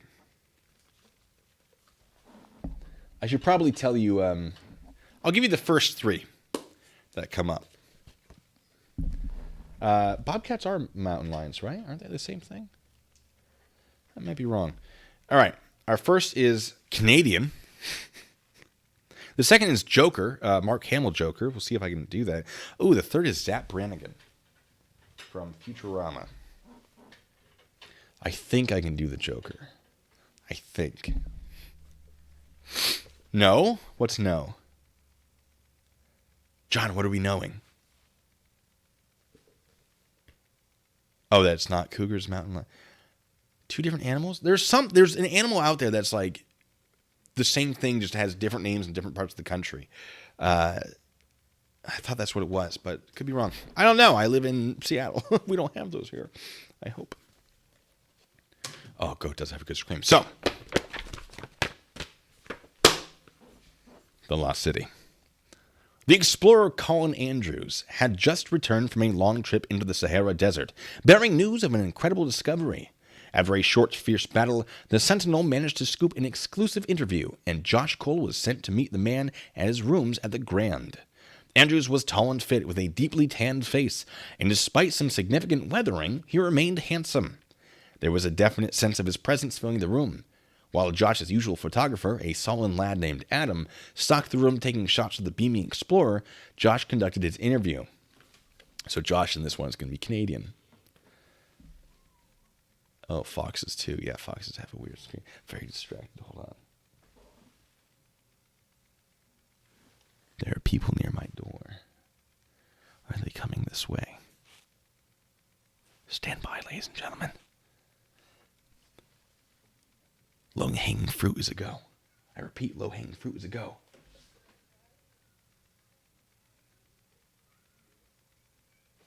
They're here. Are they? Did they walk by? Why you gotta be that way? My house is not good enough for you. It's low-hanging fruit because it goes onto the garage door. Anyway, all right, well, abort mission. Everyone stand down. False alarm. Moving on. Welcome back to civilization, eh, Mr. Andrews? I gotta work into it. Oh, hey there, eh? You know, up in the Great White North, with our maple syrup and hockey, eh? And our Tim Hortons. It's my Canadian. How dare you? Welcome back to civilization, eh, Mr. Andrews? Oh yeah. It's a crazy thing up there in the Great White North with the bobcats and coyotes, you know. Anyway, Andrews grinned, white teeth gleaming in his nut-brown face. Please, call me Colin. It's good to be home. It's not bad. I can live with that. Why don't you tell our readers a little about yourself, eh? Let me repeat that. I got caught up in the Canadian accent. Please, why don't you tell our readers, eh, a little bit about yourself? I'm a local boy, you'll be glad to know. I've always been fascinated with the world, though. I spent some time in the Merchant Navy and made friends and contacts around the globe. One of them invited me on an inland journey to Kathmandu. I caught the exploration bug, and the rest is history. It's taken me from the temples of Cambodia to the depths of the Peruvian jungle. It goes on. And beyond, but I found something special this time. Oh, and what was that, eh? The ancient desert city of Iram, lost beneath the dunes for untold ages. There have been legends about the place. For centuries, travelers would report a distant sighting of a spire where none could be, or a mirage of bits of wall that vanished almost as quickly as they appeared. The city is real, though, protected by a ring of forbidding hills. There's a way in, and inside it's incredible. I found a whole city of strange low-ceiling buildings, so shallow I had to bend almost double at times. The temples were much taller, dominating all, and there were many statues of an unfamiliar god in the Egyptian form, something a little like a fat, sleek crocodile with a pronounced forehead and horns. It's all right. It's hard to sustain that. Josh jotted notes. Oh, it sounds fascinating, eh? It was! The Bedouins refused to approach the area at all, insisting that it is a place of death. It might be that they vaguely remember stories of the city's fall. Certainly, I came to no harm. Going without helpers meant I had to abandon my non-essential supplies, but my word, it was worth it. I stayed as long as I dared, and took whatever notes I could find, but it's a long, hard trip back out from the heart of the sands. Had I the food and water, I would have stayed a month within those decaying walls. I'll provide your editor with some sketches. Trebuchet would be fun. the Sling Candy. It's a good call, Griff Kai. Griff Kai, yeah, got that. Oh, what do you plan to do now, eh? Relax a little, Colin said, grinning again. Oh, see, he's a good joker. I think I've earned it. I landed back here last night on a little packet steamer, the Valiant, out of Dunedin, and went straight to a barber to get a 3-month thicket of hair and beard removed. Then I came here to the Grand and ordered the largest steak they had. You gotta throw in a laugh if you're the joker. And had a bottle of champagne. We'll see what happens next. Oh, wonderful, Josh said. Oh, thank you for your time, Colin. If I have any follow-up questions, I'll be in touch, eh? It was a pleasure meeting you. You should get some Timbits later, you know. He turned to the photographer, who was lurking against a wall at the back of the room. Come on, Adam.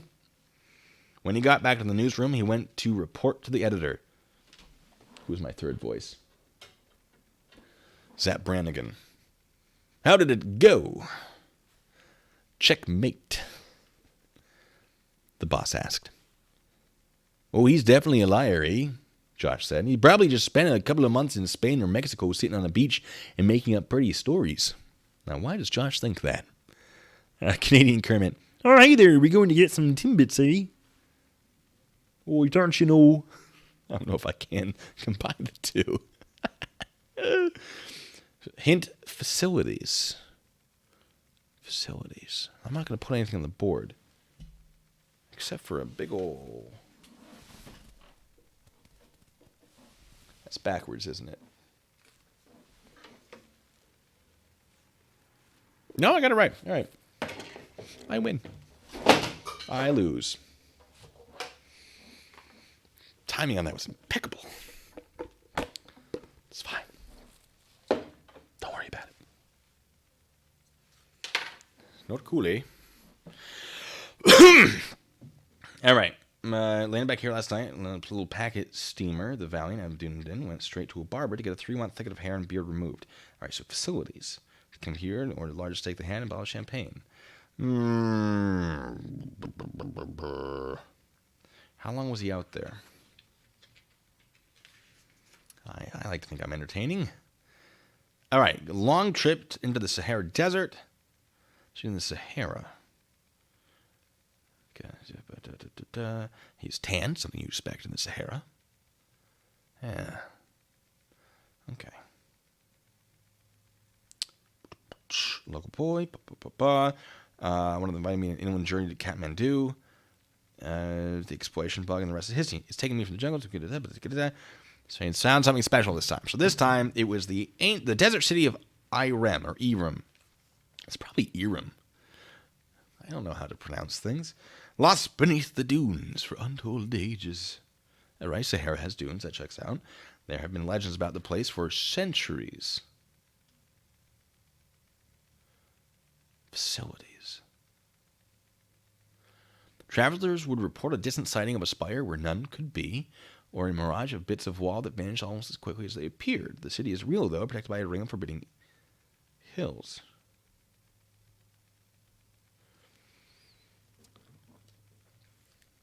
Richard. Oh, boy, can I? Give me a second. Let me...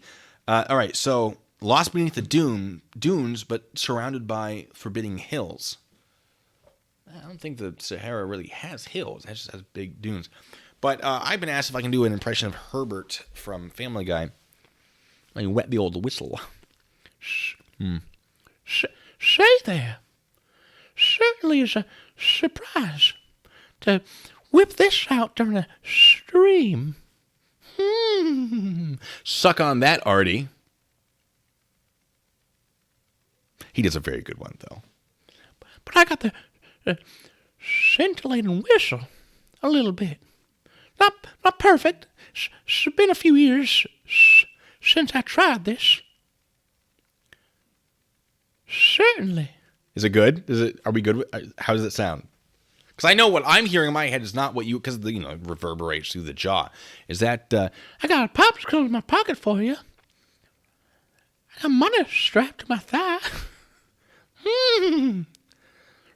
Say there. I'm not doing that for the trick-or-treaters.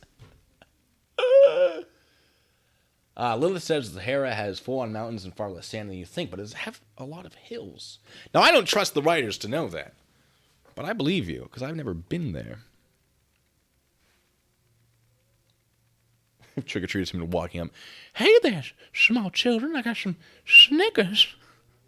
Come on in onto this ominous garage door. Oh, we do got people crossing, though. We got 1, 2, 3. We got adults, too.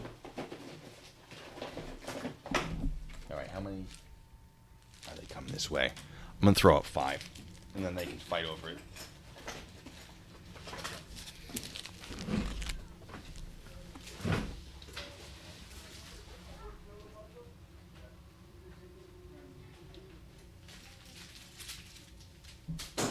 Nope.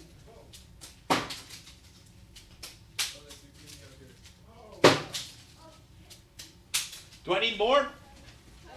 Happy Halloween. All right. One more.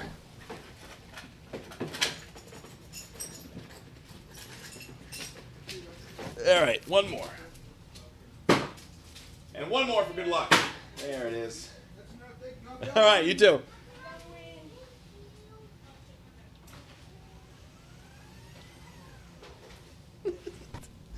It's a party out there. Which way to the basement again? Thank you, Colony. Oh, it's cold out there. I'm feeling my toes.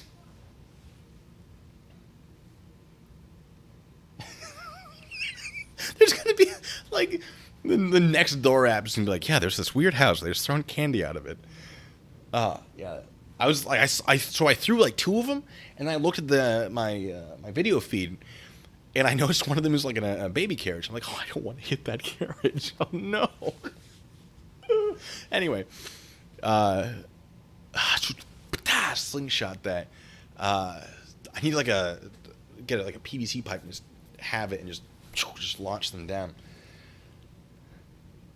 Next year, I don't know. Next year I might do something else. Like I don't know that I'll be in my garage next year, but for this year, this is the solution. So, all right, let's keep going. Hint is facilities. I think the hills is probably our best bet so far. We're not done. Hey, Max Powers, how's it going? How you doing? Good to have you here. Oh, so many people that I just haven't interacted with in so long. It's just nice to have you here.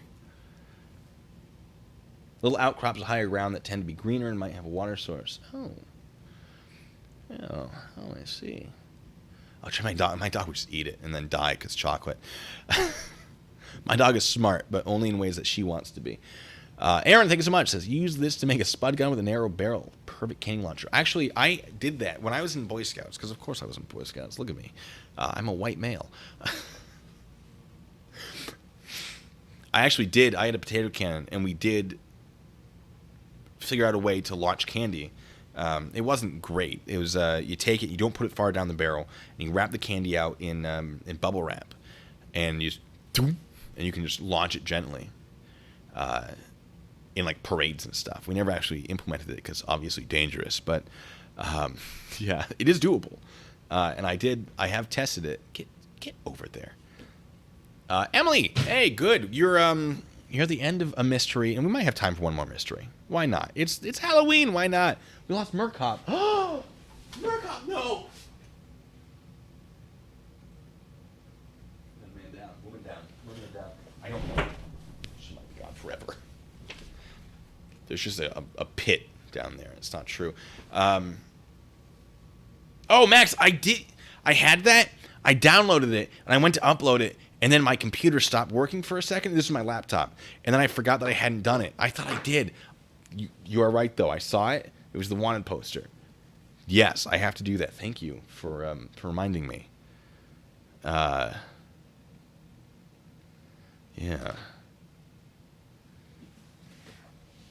She's taking a break. Nothing to see here. Put up the crime scene tape real quick. Ladies and gentlemen. Step back. Hey, you with the camera. I'm just kidding. A little joke there. All right. The city is real. They are protected by forbidding hills. There is a way in, and inside is credible. Found a whole city of strangely low-ceiling buildings, so shallow I had to bend almost double times. Temples were much taller.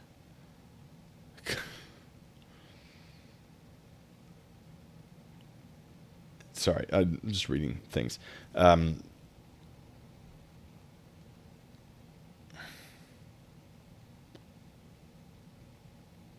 Bedouin. Bedouin gives us a location.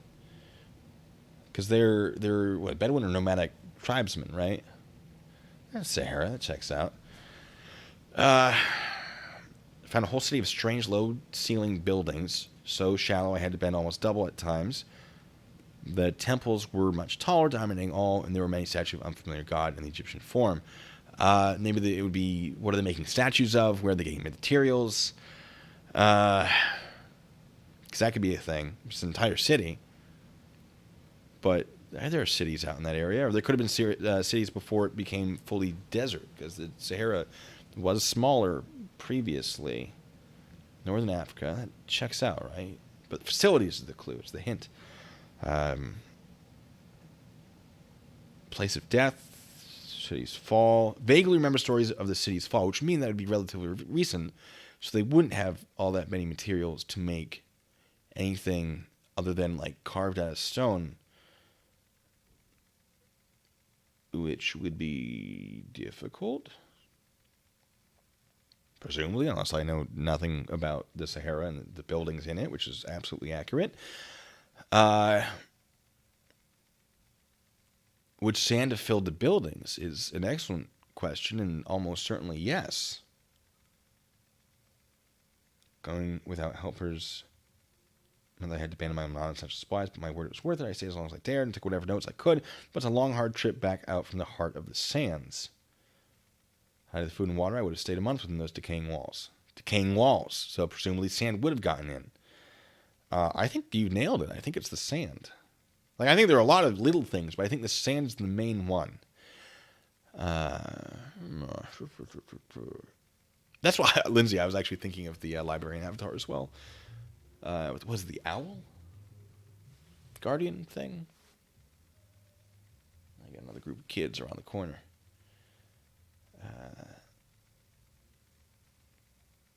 I think it's the sands. What do you guys think? Sands? Hello, baby. The mystery is the editor thinks that this guy is lying about his trip, and we need to figure out why. I think it's the sands. I think the sands would have gotten in. U235, you think it was you? There's no crime. Ha ha! I got you. All right. The Las Vegas. Yes, it was the Luxor, actually. In Las Vegas. All right. I think I want to lock in sands, or at least building materials.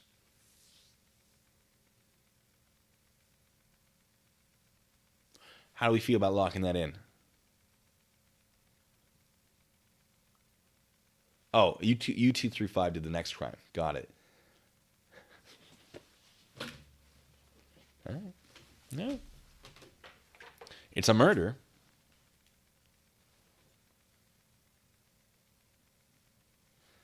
If you want to confess. It was his tan, we think. I mean, he could have gotten that tan over a long period of time. I'm going to do sand. I'm going to do sand. At the very least, the buildings don't make sense. So let's find out.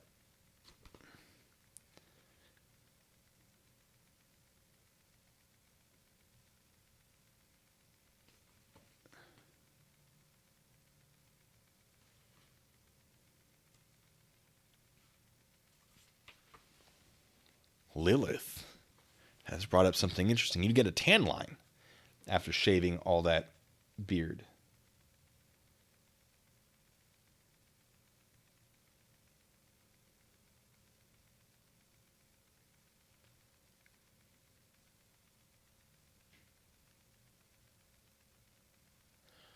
We're going to add that to our thought. Is tan lines aren't mentioned. It says deeply tanned face. Facilities could mean shaving facilities, maybe.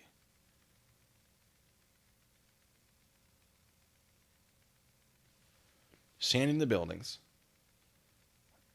Or tan lines.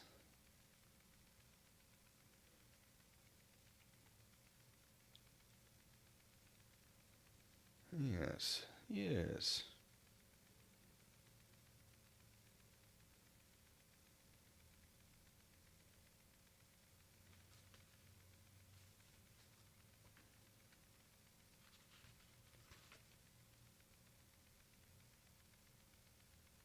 I mean, you might just use a really good sunscreen, right?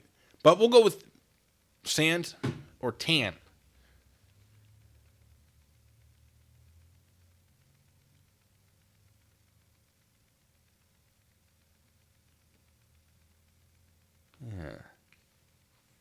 Yeah, all right, all right. Oh, you guys got it with the tan. That's good. I would have. I'm glad someone brought it up because I would not have gotten it. But we did get it because resources, and it counts. Lost City. Andrews is deeply tanned, even weathered, which fits with being in the desert for a period of time, but he claimed to have shaved just the day before, and if he had really removed 3 months of thick beard, a large part of his face would have been noticeably, words are hard, paler. The paper ran the story without mentioning the discrepancy. A few days later, Andrews started trying to solicit a significant amount of funding for a return trip to the city. The Sentinel then ran a piece questioning the explorer's veracity and mentioning the issue with the beard. Andrews vanished from the city the next morning. Nice. Nice. Well done. Well done to my blue crew. That's what I'm calling you now, I guess. My bacon bits. Good job. That was good. See, I thought, oh, he's tan. That makes sense for someone in the desert. And I was too focused on the buildings. It's easy. All right. Do we want one more? Because U235 is here, and he did it.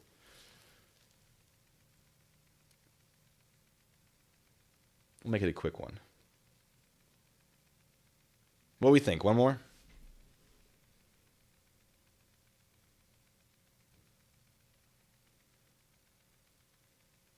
One more. All right, one more. Just one. We better get it right.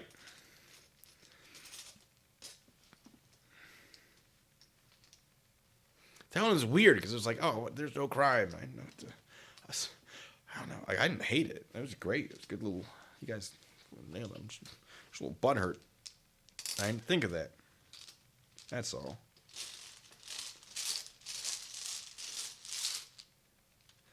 All right, let's give ourselves some voices. Dun, dun, dun, dun, dun, dun, dun. There's 2, 3. We'll throw that 5th one back in there. All right, our options, if they are male voices. If not, they'll just be varying degrees of pitch if they are female. We have Irish. We have Ed Wynn again, but I already did him, so we're going to pop that back in. Excuse me. No, stop. Hey.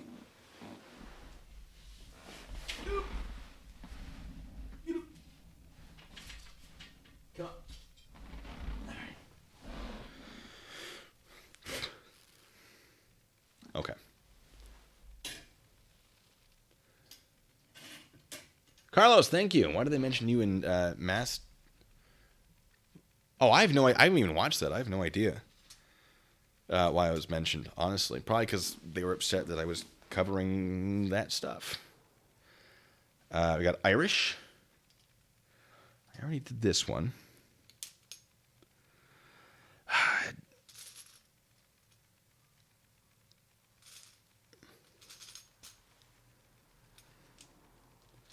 Look, I'll do you guys a favor. I can't promise I'll do this every time.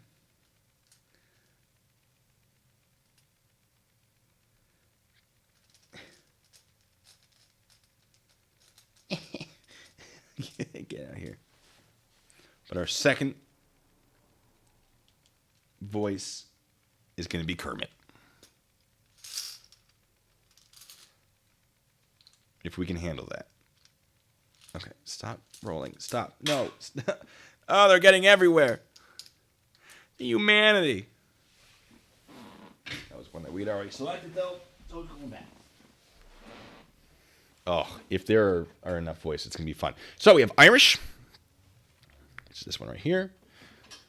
Yeah, you can't even see what's on it, so it doesn't matter if I show it to you. Sorry, that was Irish. We have Kermit. You're welcome. Just pick what I want. Yeah, but it ruins the fun. Maybe. I don't know. And we have Kronk. So hopefully there are 3. Because the Kronk one is fun. I don't know if I can do it still. But it used to be. All right, folks. The death of a brother. We already know that it was U235 that did it, so yeah. Confessed already.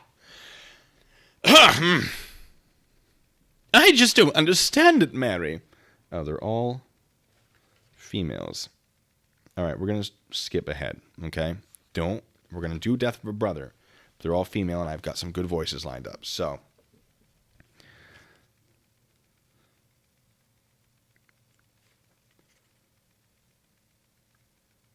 These are... Oh, there are a lot of ones in this. Okay, we're going to move on. We're going to skip that one. We'll have to come back. Don't let me forget. Death of a Brother. We got to go back. Stolen Sapphires. Walter Stoffel was well connected. So almost as soon as his wife discovered that an extremely valuable sapphire ring had been stolen, Inspector Parnacki was dispatched to their home. On arriving, he was slightly surprised to discover that the day's party continued uninterrupted. Mr. Stoffel, a serious-looking man in his 50s, answered the door and took the inspector into a quiet drawing room. "Thank you for coming out so promptly," the man said. "I appreciate it. We give the staff Sundays off, so it's just us and our guests here today. I dislike imagining that one of our friends is a thief, but I can't see an alternative. So I haven't told anyone about the theft. My hope is that you can get it sorted out today while we're all here before anyone has a chance to make off with Faye's ring. It's insured, of course, but it belonged to her grandmother." And anyone here who knows Irish accents knows that I did about 3 of them, and it was awful. But fun stuff. Right. All right, our next one is Kermit. Inspector Parnacki's going to be Kermit. The things I do for you. "I'll do my best," Inspector Parnacki said, puffing at his pipe. Puffing at his pipe? Yes. "Given your reputation, Inspector, I feel certain you'll solve this matter easily." You're too kind. First, let me ask, was there any time when one of your guests may have been alone?" "Yes, sadly. We all split up after lunch for half an hour. I've been unwell and I needed a little nap. Faye woke me up and then we resumed, but I gather everyone else took the chance to do their own thing. That's when we discovered the theft and decided to keep quiet for the moment. The ring was in a box on Faye's dresser. Someone must have crept into the room while I was asleep and taken it. The rest of the time, we've all been together, at the very worst, in groups of 2 or 3. "I see." So it's not easy reading this and doing voices and trying to remember all the details. But I do it for you. Walter Stoffel nodded gravely. "I'm reasonably certain it was there before I went to sleep." Perhaps you could bring people in here for me to have a word with, Mr. Stoffel. Ideally, one by one, without mentioning why." "Of course," Stoffel said. "Let's start with Mrs. Stoffel," said Parnacki. Walter blinked and then nodded reluctantly. "Oh, didn't expect that, Walter." All right. So our victim, I guess, is Walter. So we'll put him. Walter, the victim. I forgot we already had a suspect. And a little smudge. We can roll with it. And we'll put Mrs. Stoffler in there, or Stoffel, immediately, because she's on our list of people we've talked to. So we'll do that.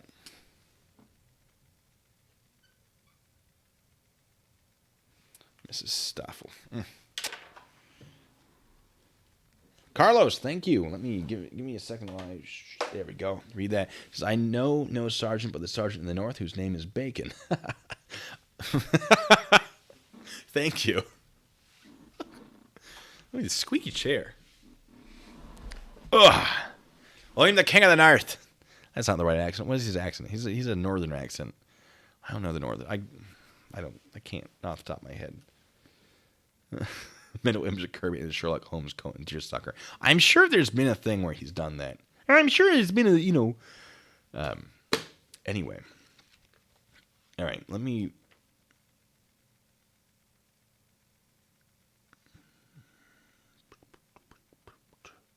Split up after lunch for half an hour. I've been unwell and need a little nap. So he was napping. Faye woke him up, and then they resumed the activities, and they discovered the theft. Okay. Who's Faye?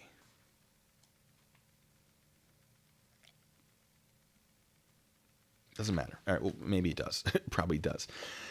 All right. Oh, we're about to find out. Oh, Faye's the wife, obviously. All right. We don't have a voice for her. It's fine. Faye Stoffel was surprisingly collected, but there was a small spark of fury beneath her polite facade.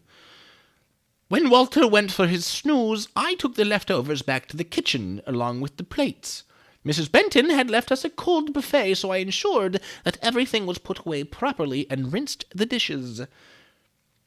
Then I sat down for a few moments, put some coffee on to start brewing, and went to wake him. That's when we discovered the theft. Okay, leftovers at the kitchen, went with the plates, was spending the left a cold buffet, so I ensured that everything was put away properly. The dish was sat down for a few moments with the coffee to start brewing, went to wake him. Yeah, that would be about, what, half an hour? We all split after lunch for half an hour. But you could do all of that in that amount of time, I imagine.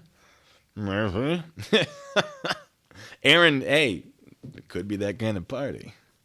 I'm not going to repeat it, but it could have been that kind of party. All right. Antoine Blanchard is a male, I guess. All right, good, perfect. We got Gronk here. Hey, squeak, squeaker, squeaking. All right. Antoine Blanchard was a towering man, almost 6.5 feet tall. Okay, well, it says he has a French accent. Not in this story, he doesn't. 6.5 feet tall and thin as a rail. Easy to slip into places, I imagine. He spoke with a faint French accent. No, he did not. Like the other men, he was a banker in the city. After lunch, I was practicing my snooker game on Walter's table. It is something that I do at every chance. In fact, there are just two things where too much skill is impossible. Snooker and love play. Squeaker, squeaking.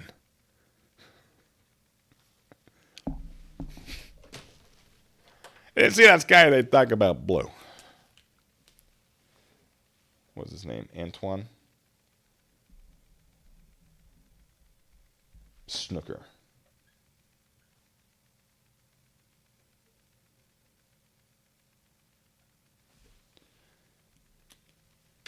Insurance scam is a theory already, huh? Guys, stop getting ahead of me. What are you talking? Wait. Whoa, Antoine. I got you the wrong color there. What do you think he is? Well, French is easy, but it's not what we got in our little randomizer here. Hey, Peter.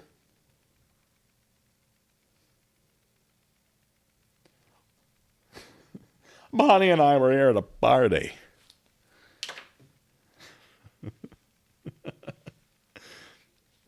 It's good to have you here. Hello, baby. And hopefully we do this again all the time, forever, because I love it. Max. Yes. They're working on that, though, which we anticipated for a while, that they would hold off on the insurance scam until everything else was done in case they needed to throw more stuff on if the deal wasn't long enough. And maybe that's exactly what's happening, so... Yeah. All right. What's her next voice?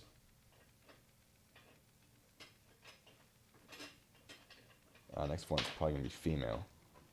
Let me pop these back in. Una Blanchard. Okay. So, yes, female. Good.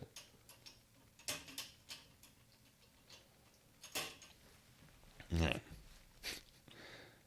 Too much goes impossible. Snooker and love play.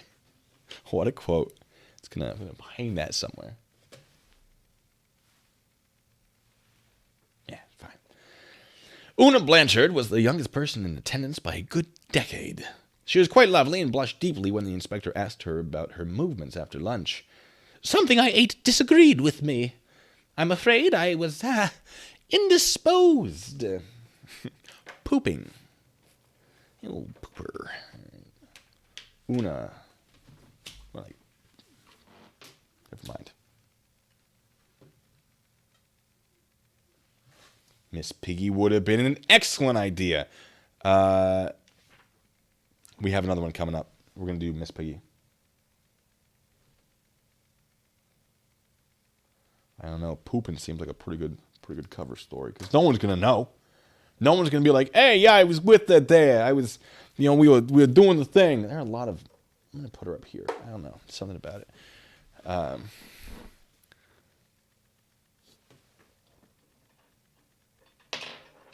No, sorry. Who do we got? What do you, oh, great. All right. Who we got? Joey Whitson bore a passing resemblance to Father Christmas. Oh, great. Yeah, that's great. Okay. Although his beard was gray rather than white and somewhat better trimmed. It's Yogi Bear, by the way. During lunch, I noticed the postman come past. He's smarter than the average bear.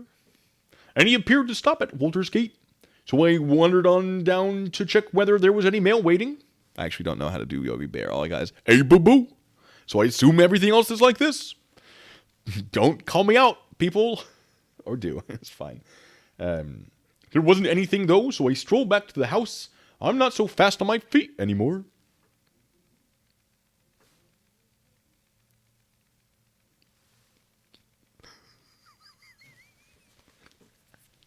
I heard that, Will. Don't worry about it. Anyway. All right, so Joey.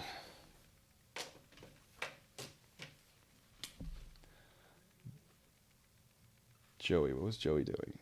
Checking mail. Weird thing for a guest to do. That's real sus, is what that is. That would have been Yogi as opposed to Smokey.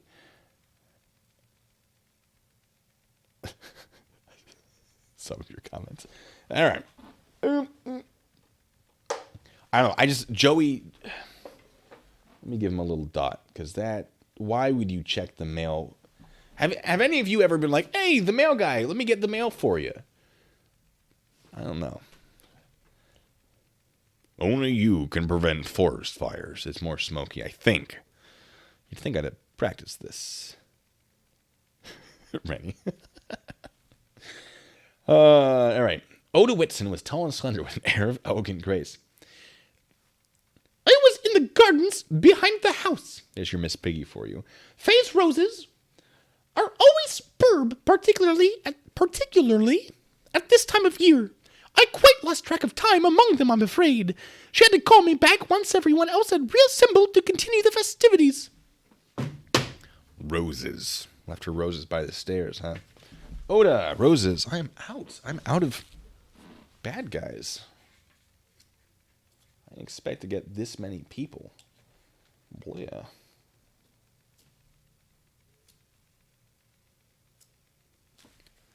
Well, joke's on Yogi Bear, because I don't. Aha! Did I store them somewhere? I know they're... Oh, they're here. I do have them out. I just put blue stuff on top of them. All right. Who was that? That was... My God, there's so many people in this one. It's like, oh, it'll be a short one. No, it won't. Oda. Roses. I'm running out of space. All right. Next voice is Hulk Hogan, by the way. Boyce Prouse, a tall man, appeared startled by the affair. Startled, sure. I went over to look at Walter's collection of trophies after lunch, brother. I'm messing it up so bad. He said, he's got a particularly savage-looking bear in his lodge room, brother. Walter says he's most proud of the moose, but I must admit I'm not sure why. It's a big beast, but it's not stuffed very well, and a herbivore hardly seems like much of a challenge. Walter insists it nearly bagged him, though, brother. It's okay. It's all right. I can live with that. So he's checking out. Yeah, brother. You gotta go in there, into the ring, and really wrestle them around.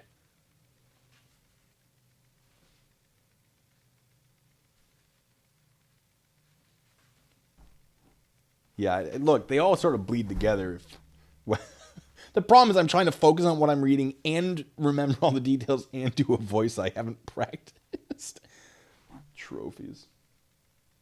I'm probably going to continue to not practice them. I'll be honest with you. You'd think I should.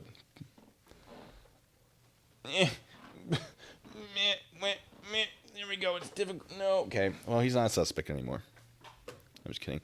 It's not Hulk Hogan. I'm probably messing it up with who's the other guy?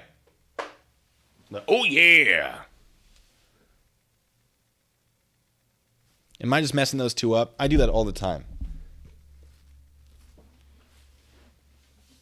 Who's the oh yeah guy? Oh, yeah. Okay. See, that's what I thought, Aaron. Like, it would be funny if I don't, you know? Also, then I don't have to. Macho Man Randy Savage is the guy. I get them. Am I just getting them confused? I don't know. It doesn't. Oh, we're fine. That's his voice. Oh, yeah, brother. Whether or not it's Macho Man or Hulk Hogan. Kool-Aid Man. It's just Kool-Aid. Oh, yeah. Through my wall. Oh, no. Oh, no, Kool-Aid Man. No, my dad's going to go home. He's going to beat me with the belt. Just a little throwback for some of you. Name that comedian without looking it up. All right, where was I? Yeah, Moose. Yeah, Moose. Meese. Meese will mess you up.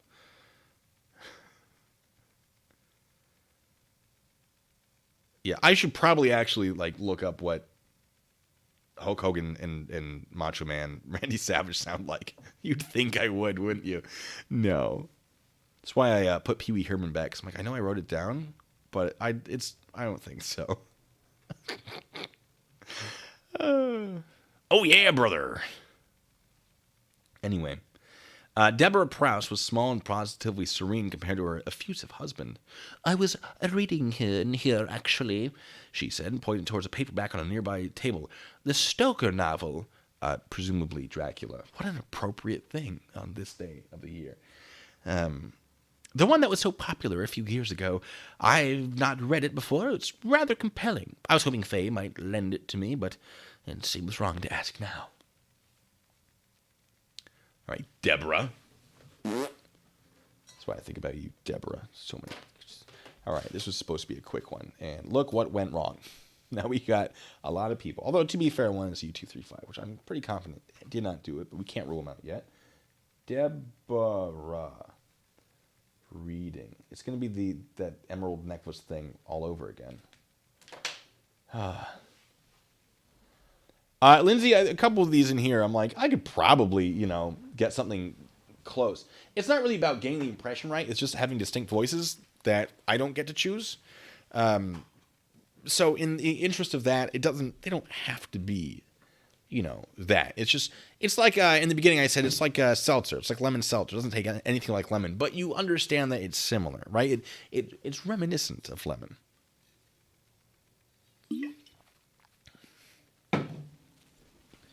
All right. Ugh, it hurts my throat to do it, though.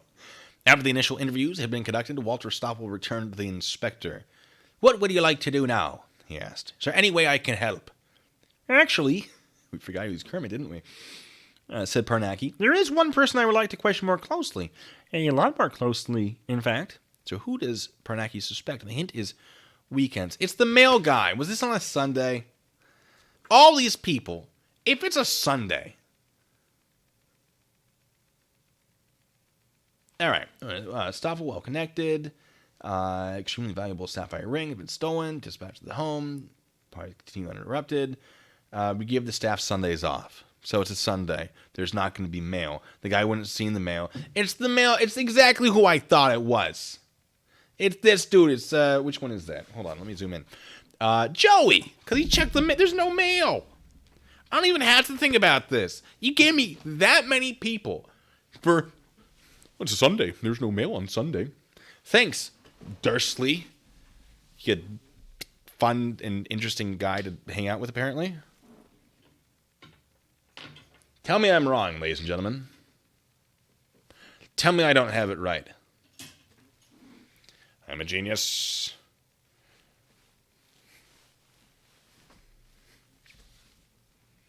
U235 doesn't deliver mail on Sunday. Perhaps I bet he's in on it.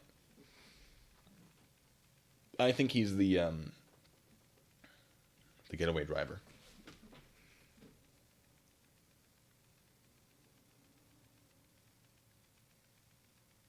Well, I don't even feel like I need to open this back up to check the other people's stories.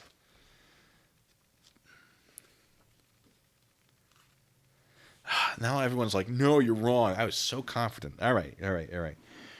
Split up after lunch for half an hour. Needed a nap.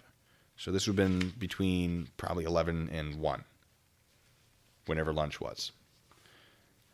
All right, U235, what happened? Tell us your master plan. What went down? All right. Reasonably certain. The group, the rest of the time, we've all been together at the very worst in groups of 2 or 3. So he's very certain that it happened while he was sleeping. Perhaps Faye took leftovers. Where was the ring? On Faye's dresser. So it would have been in her room. And of course, Faye would be the suspect for insurance because that has happened before in these stories. Now, TC says not regular mail, but sometimes Amazon stuff randomly gets USPS on delivery. Fair. But this is Britain. Now, I very distinctly remember in the first Harry Potter movie, Mr. Dursley saying there's no post on Sundays. A surprising amount of knowledge comes from movies when it comes to me, and I've seen a surprisingly few amount of them. Which is why I'm stupid. It's the pooper. I do love the idea of it being the pooper. All right. So Stoffel was doing leftovers. Antoine was doing snooker. After lunch, I was practicing my snooker game. See, I wanted to do this French accent. That was the Kronk one. Una was pooping. Joey... During lunch, I noticed the postman come past. He appeared to stop at Walter's gate. So I wandered down to check whether there was any mail waiting. There wasn't anything, though, so I strolled back to the house. I'm not so fast on my feet anymore. So there's a postman. It's the British postman. TC, I don't think we actually brought it up in this one. In the last stream, we did bring it up that this was published in London, so everything appears to be pretty UK. And a lot of the slang Sarah Marie's been helping me out with because a lot of it is British slang that I'm unfamiliar with. Johnny, you know what? You got it right. They did get a lot of posts from those owls. But I don't think owls. Here. Snooker is just billiards for colorblind people. I have no idea how snooker works. I'll be honest. If Faye had been wearing the ring, it's in the kitchen sink drain. Now it was on her dresser. Oda was in the gardens. Faye's roses are always superb, particularly at this time of year. The hint is weekend, so I feel like the hint is just way too strong. What does it say time of year? I don't think so.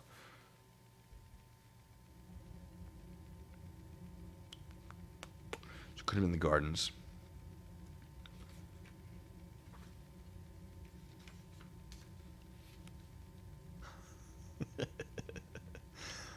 Bring it in the pooper's butt. Wouldn't go through the body that quickly. Boyce We looked at the trophies. Deborah was reading.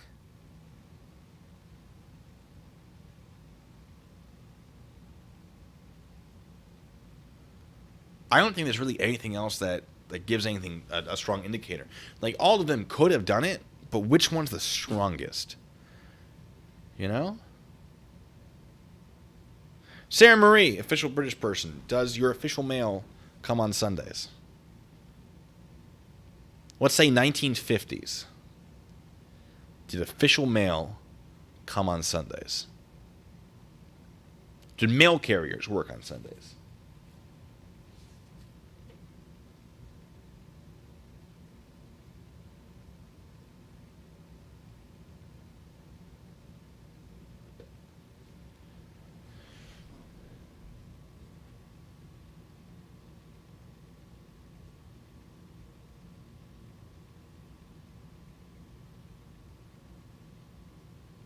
Yeah, so they're saying the new Stoker novel that was popular a few years ago. Stoker, Dracula takes place, I think, like 1895-ish. Be early 1900s at the most. When was Dracula published? When was Dracula published? 1897. I was very close. When does Dracula take place, though? Because if I got 1895 right, I'm just... When did Dracula take... Oh, it just says late 1800s. It was published in 1897. Oh, it took place 1893. Okay, well, I had it very close, right in the middle-ish. So, 1900. Mail doesn't get delivered on Sundays in England, does it? Unless there was a resurgence of popularity of the novel, which seems unlikely. And maybe it wasn't the Dracula. It might have been a different Stoker novel. It's just the one he's most famous for, I presume. I mean, unless we have a better idea, I think it's the Mail.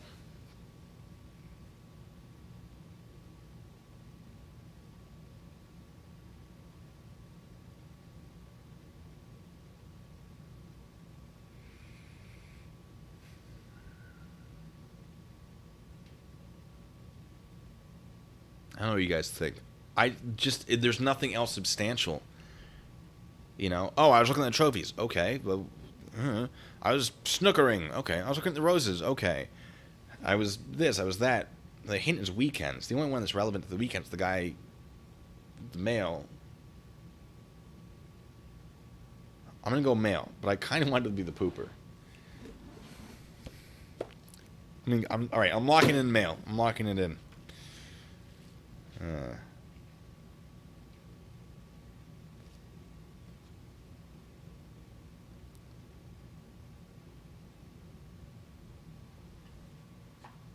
Nailed it. Or should I say, mailed it? Snookering, that's right. It's Sunday, so there's no chance that a postman would be working. Even a moment's thought would make that clear, particularly to someone who doesn't walk as well as he used to. Confronted, Joey Whitson broke down readily and confessed to the theft. Although he'd managed to disguise how flustered he was to find himself face to face with the inspector, he hadn't been able to think of a good lie. He'd gone up to check on Walter, realized that the ring was on the dresser, and decided to steal it. The ensuing scandal cost him his job, obviously. No. Of course it did. That's beautiful. Nailed it. And you guys were like, no, it's other... That one's gone forever, too. I'll find it. I gotta find the mermaid anyway. Well, I guess since she's dead, I have to get a new one and rename it. Oh, well. U235 got away with another crime. It's scandalous. Fantastic, ladies and gentlemen. We did it. We solved all of them. And we did what, like 4 of them? How many did we do? It was a lot. It was great. What's the motive? Sapphire rings are worth a lot of money. At least that one was. Yeah.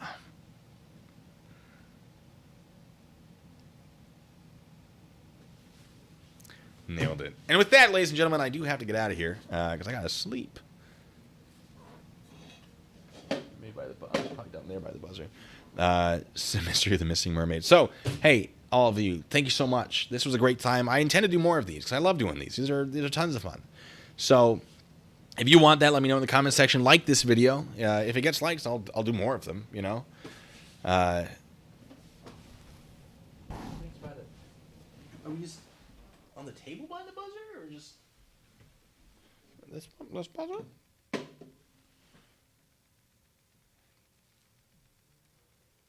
I'll find it. I work early. My day starts very early. Anyway, hey, good times were had, I think, by all. I would love to do this again.